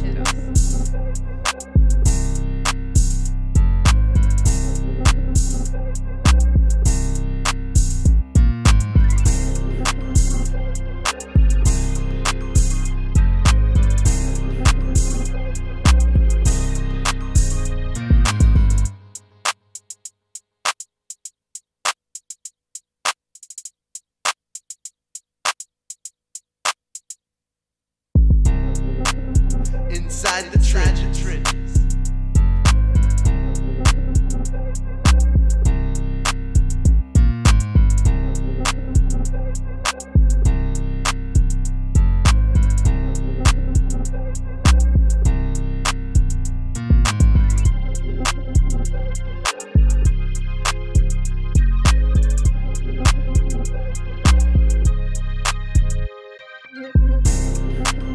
Inside the trenches.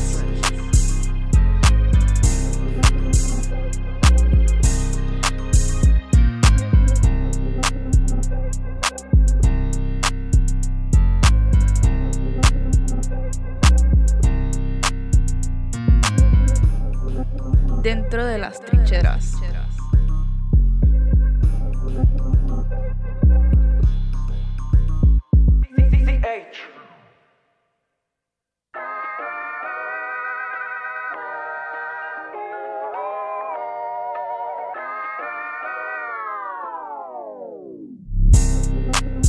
Inside the trenches.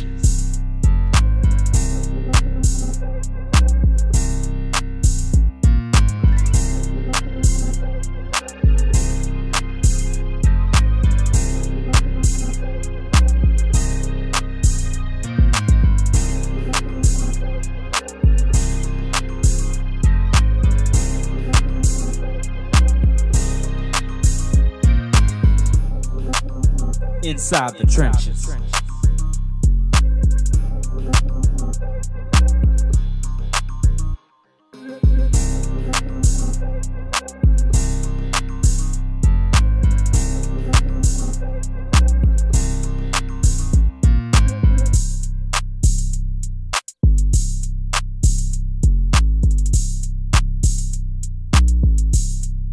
Dentro de las trincheras.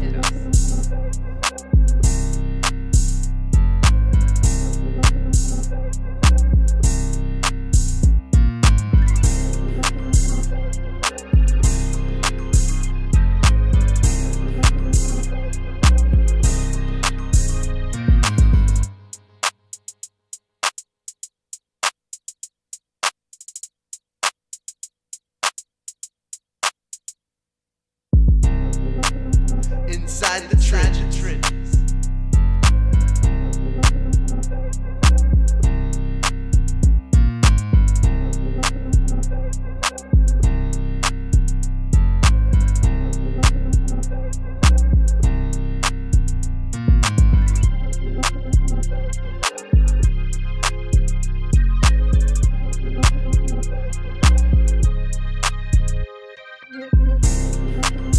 Inside the trenches.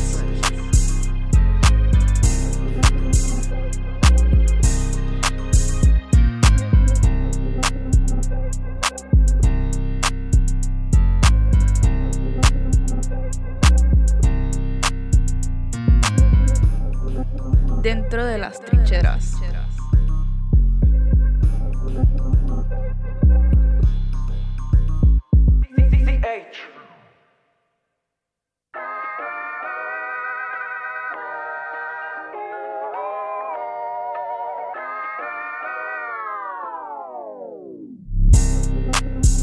Inside the trenches.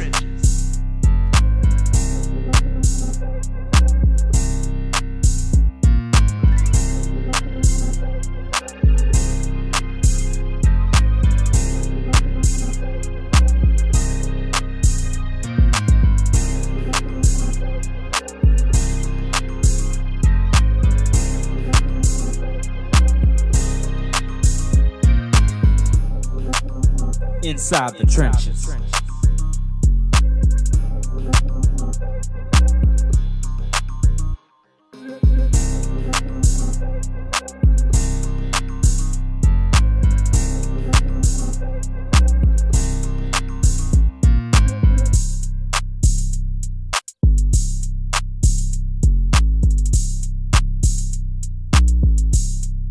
Dentro de las trincheras.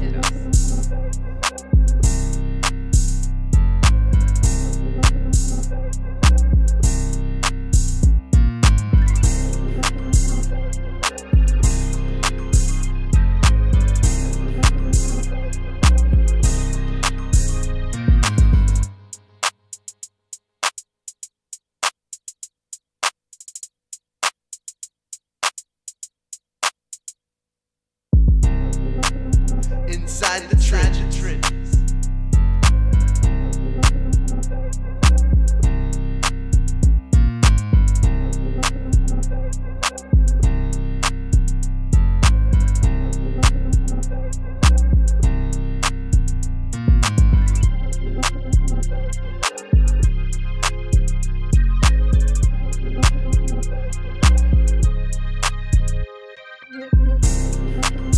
Inside the trenches.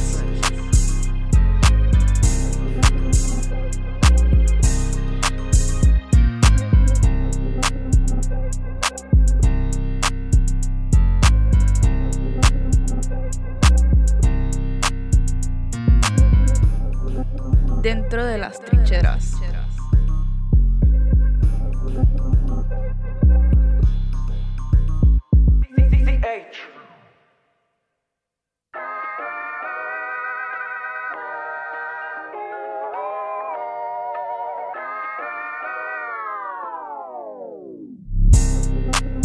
Inside the trenches.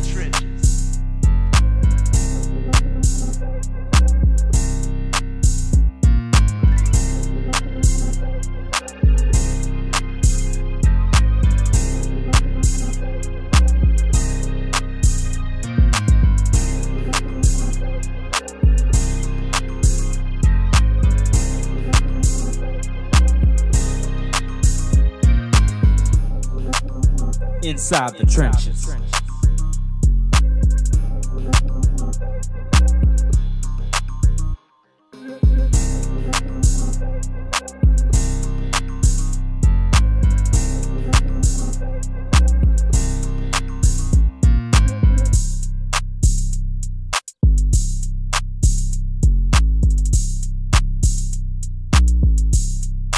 Dentro de las trincheras.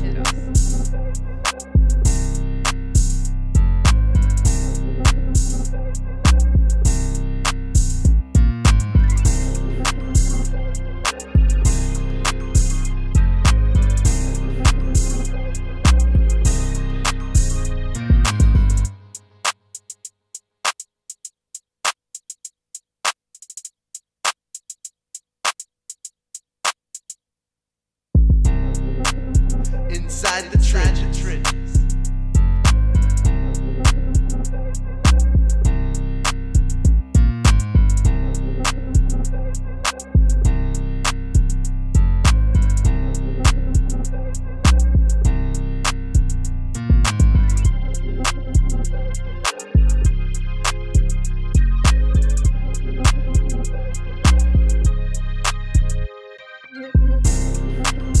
Inside the trenches.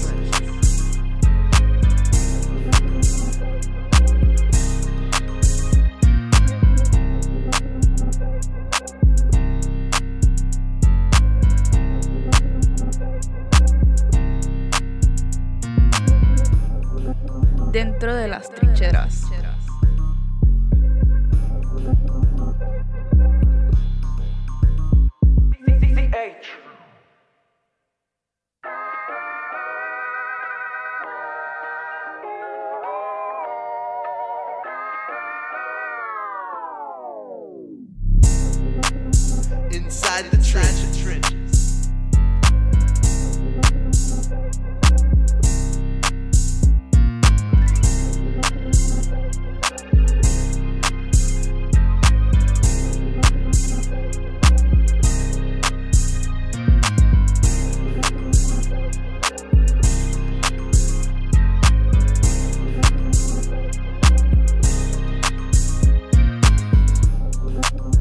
Inside the trenches. Inside the trenches.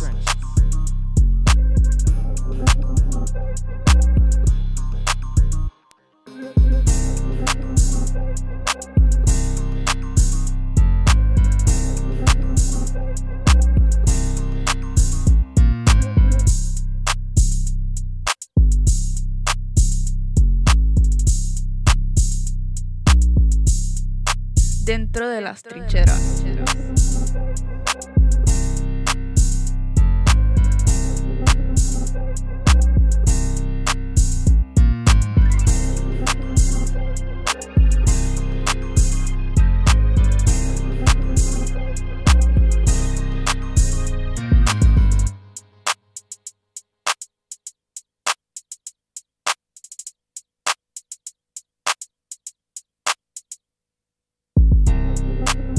Inside the trenches.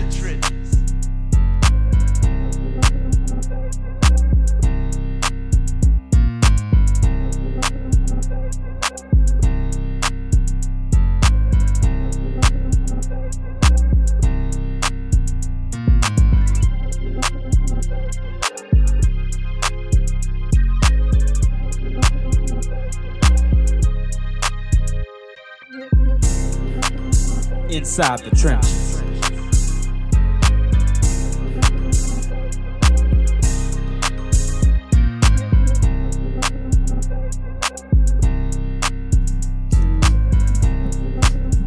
Well, welcome back, beautiful people. It is Inside the Trenches.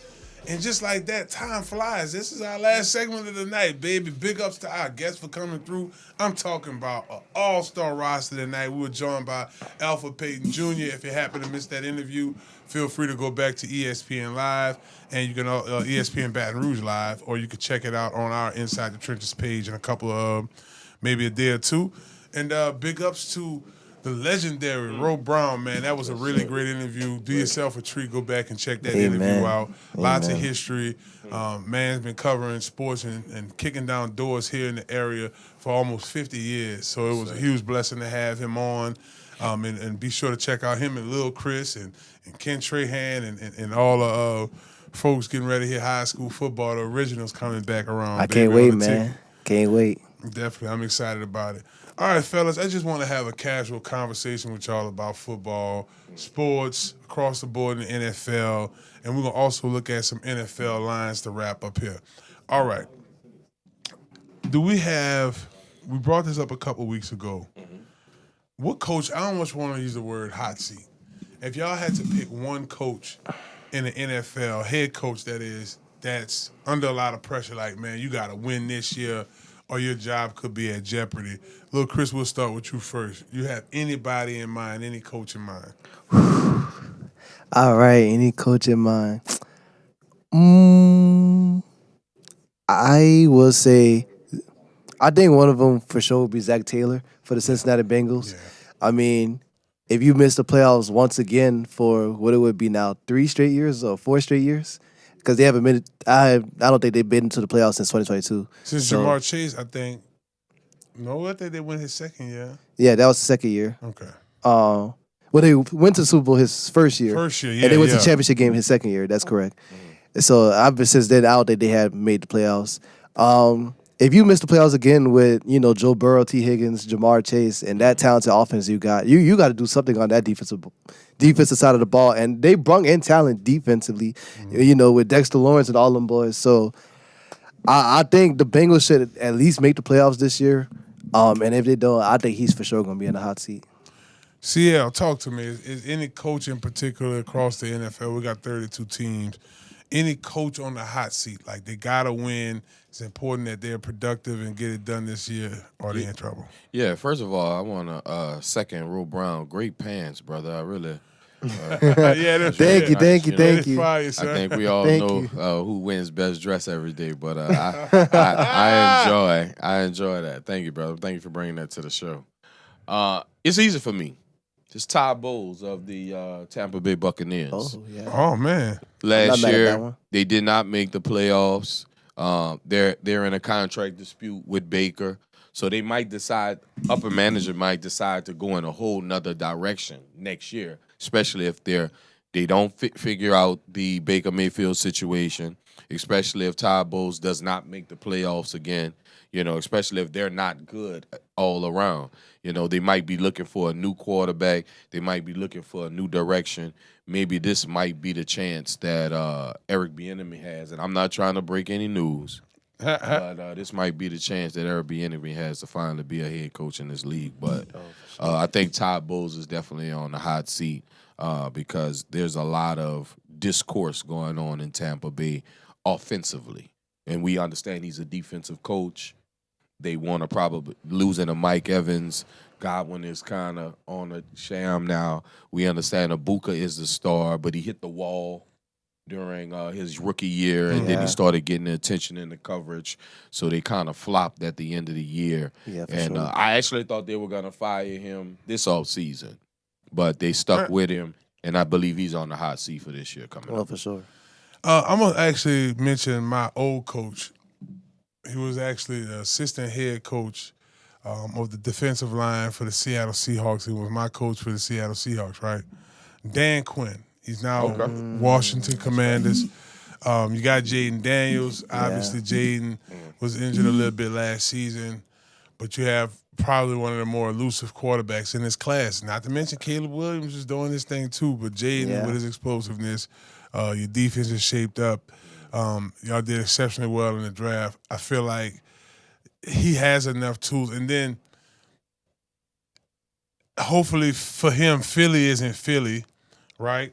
Or this just so happened to be the year the Cowboys are worth the damn, based off of how well they did in the draft, et cetera, et cetera. Well, we know that story. Don't sleep on the Giants. And I was about to say the Giants, new head coach in the building, baby. Definitely an interesting division. Yes, indeed. Sure. They got Coach Harbaugh there. You got Jackson Dart. I saw the man throwing darts off of a boat. They had somebody on a jet ski at least 50 yards away from him. He on a boat, throws a dart.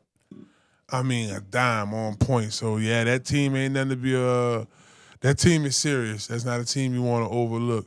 So, I mean, that makes sense. I mean, I think we all got good points in regards to the coaching staff. I mean, the head coaches. You mentioned Zach Taylor. I mean, you got Joe Burrow, that explosive offense, trying to figure it out defensively. So that's going to be something that I really think that moving forward, we really should pay attention to who's on that hot seat and make it hot. You know. Now, honorable mention, and I think it's way too early, but I asked a couple people on my Instagram DM. Aaron Glenn and the Jets, I just think he needs a little more time. Yeah, I agree. He's a defensive mastermind. I think he could be a leader of men.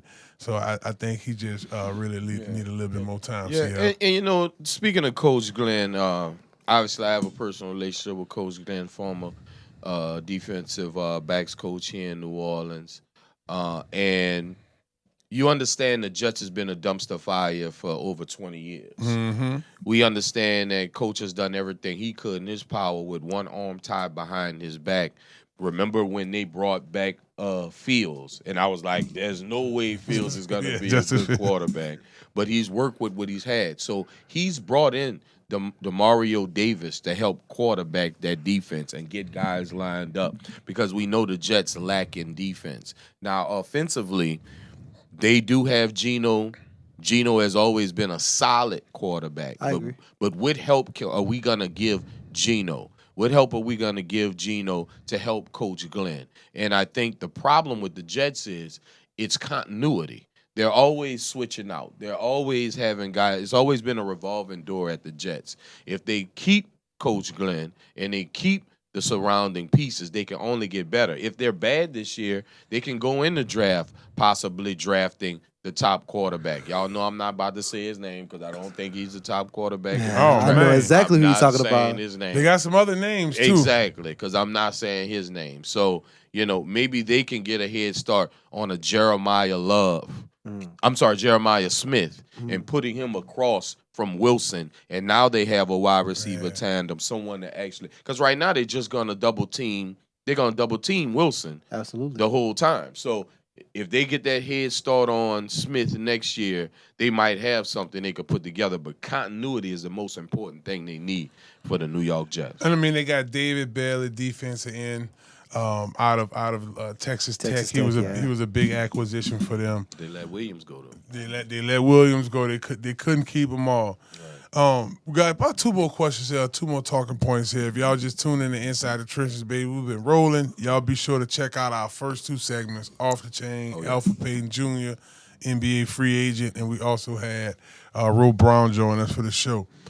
What NFL rookie is going to have the best year this year? Now, I know that's tough because, I mean, we're going down the line. You got – and you could give me two guys, you know. You got Fernando Mendoza. He was first overall. We just talked about David Bailey. You got Jeremiah Love, running back from Arizona. He could –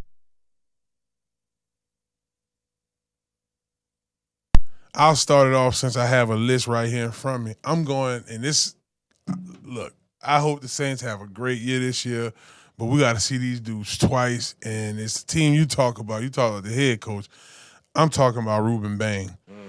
I think he's going to be one of the more impactful players in this draft. And, you know, you still got guys like Monsoon Delane out there.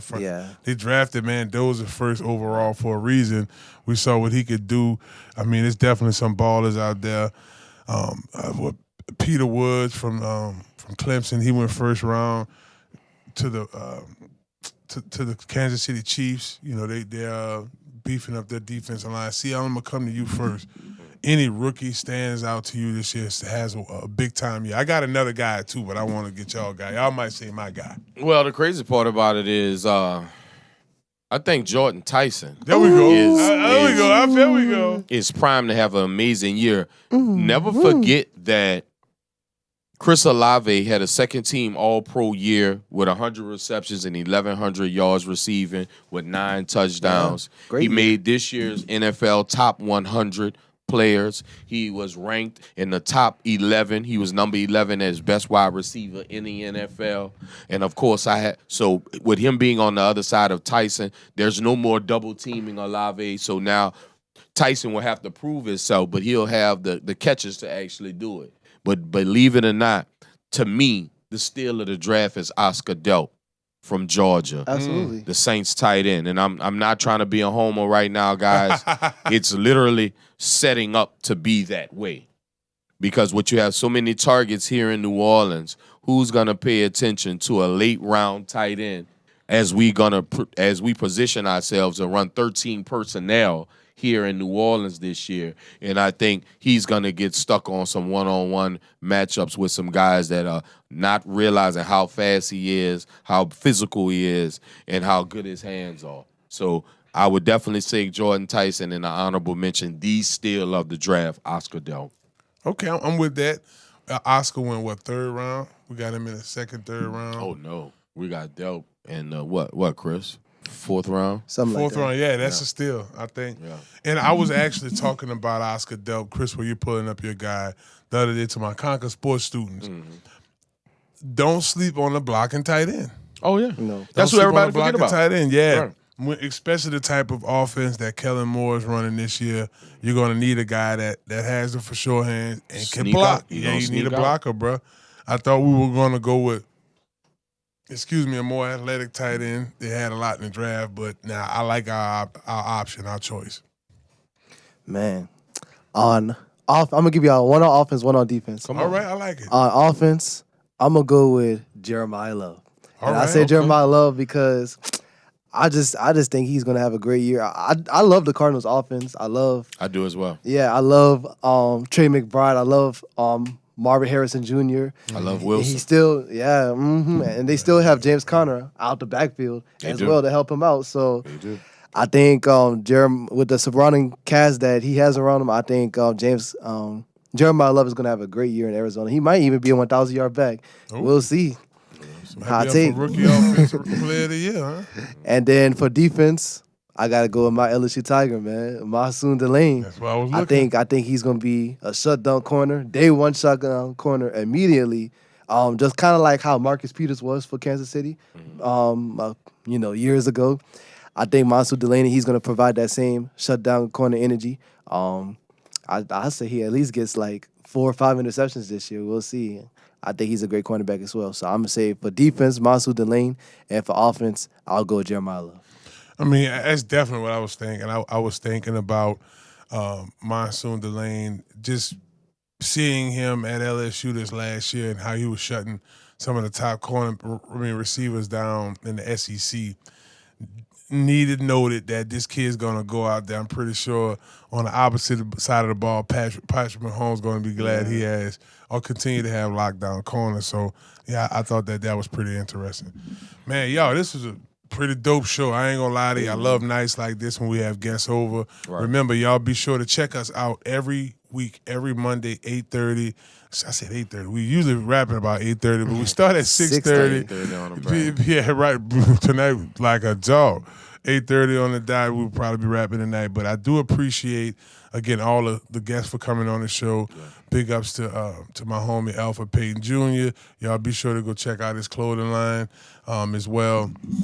Life Ain't Fair .shop. Be sure to check it out. Big ups to the legendary Ro Brown for coming down and just giving us a big time, just off the chain interview, really giving a lot of history, a lot of appreciation, and just the humility he approaches this with. But to be a trailblazer in the game, to come in where you don't have a lot of African Americans representation in this area, in the early 60s and 70s, he was able to step it up for us. And I appreciate Ro for coming by and giving us one heck of a story. If y'all missed it, be sure to rewind the show back and check it out. Big ups to our production team as well. You had Chef Kiki with the Grubbin in the Trenches coming in with the fire shrimp and the okra with the rice over the okra over the rice, shrimp on top. Man, that was a meal for the ages right there. Big ups to Chef Kiwi. Be sure to check her out. Yeah, she definitely. Food was so good, you got to give her a round of applause. Don't you agree? Yes, sir. Food 15, and then spell out the word teen. Follow her. You can DM her. She's definitely a top chef, Big ups again, the production team, UP, Tobi, y'all doing it big. Shouts out to Rob coming by with with Chef Kiwi to help us out as well. Big ups to my co-host CL NOLA and Lil Chris as well. And shouts out to all the sponsors. Big ups to the Gordan McKernan injury attorneys. Remember, if you've been involved in a personal injury at work or in a car accident, hit them up, 504-800-8888. Get Gordan and get it done. Also, shouts out to Conquer Sports Pros. Conquer Sports Pros, baby. That's right, csportspros.com.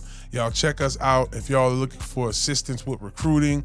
You're wanting to fine-tune. The football season is coming up. We're wrapping up our all-season program, so y'all feel free to join us. Or if you feel like you need to fine-tune yourself during the season, we have an in-season program for our linemen out there. Visit csportspros.com for more information. And big ups to Dr. Kendra, baby. That is right.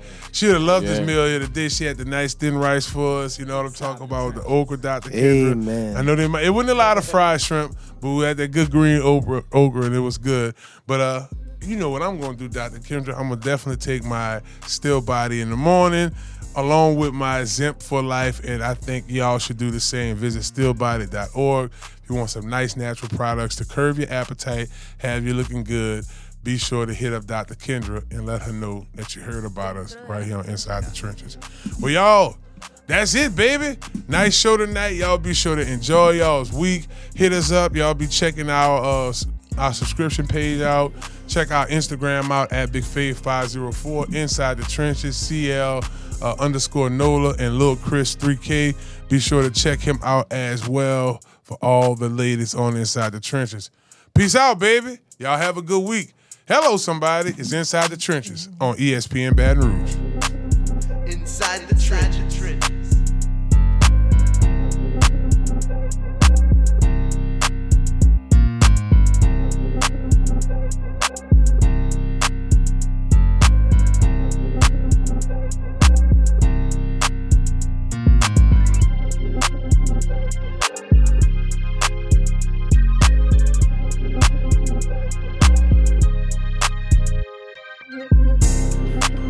Inside the Trenches.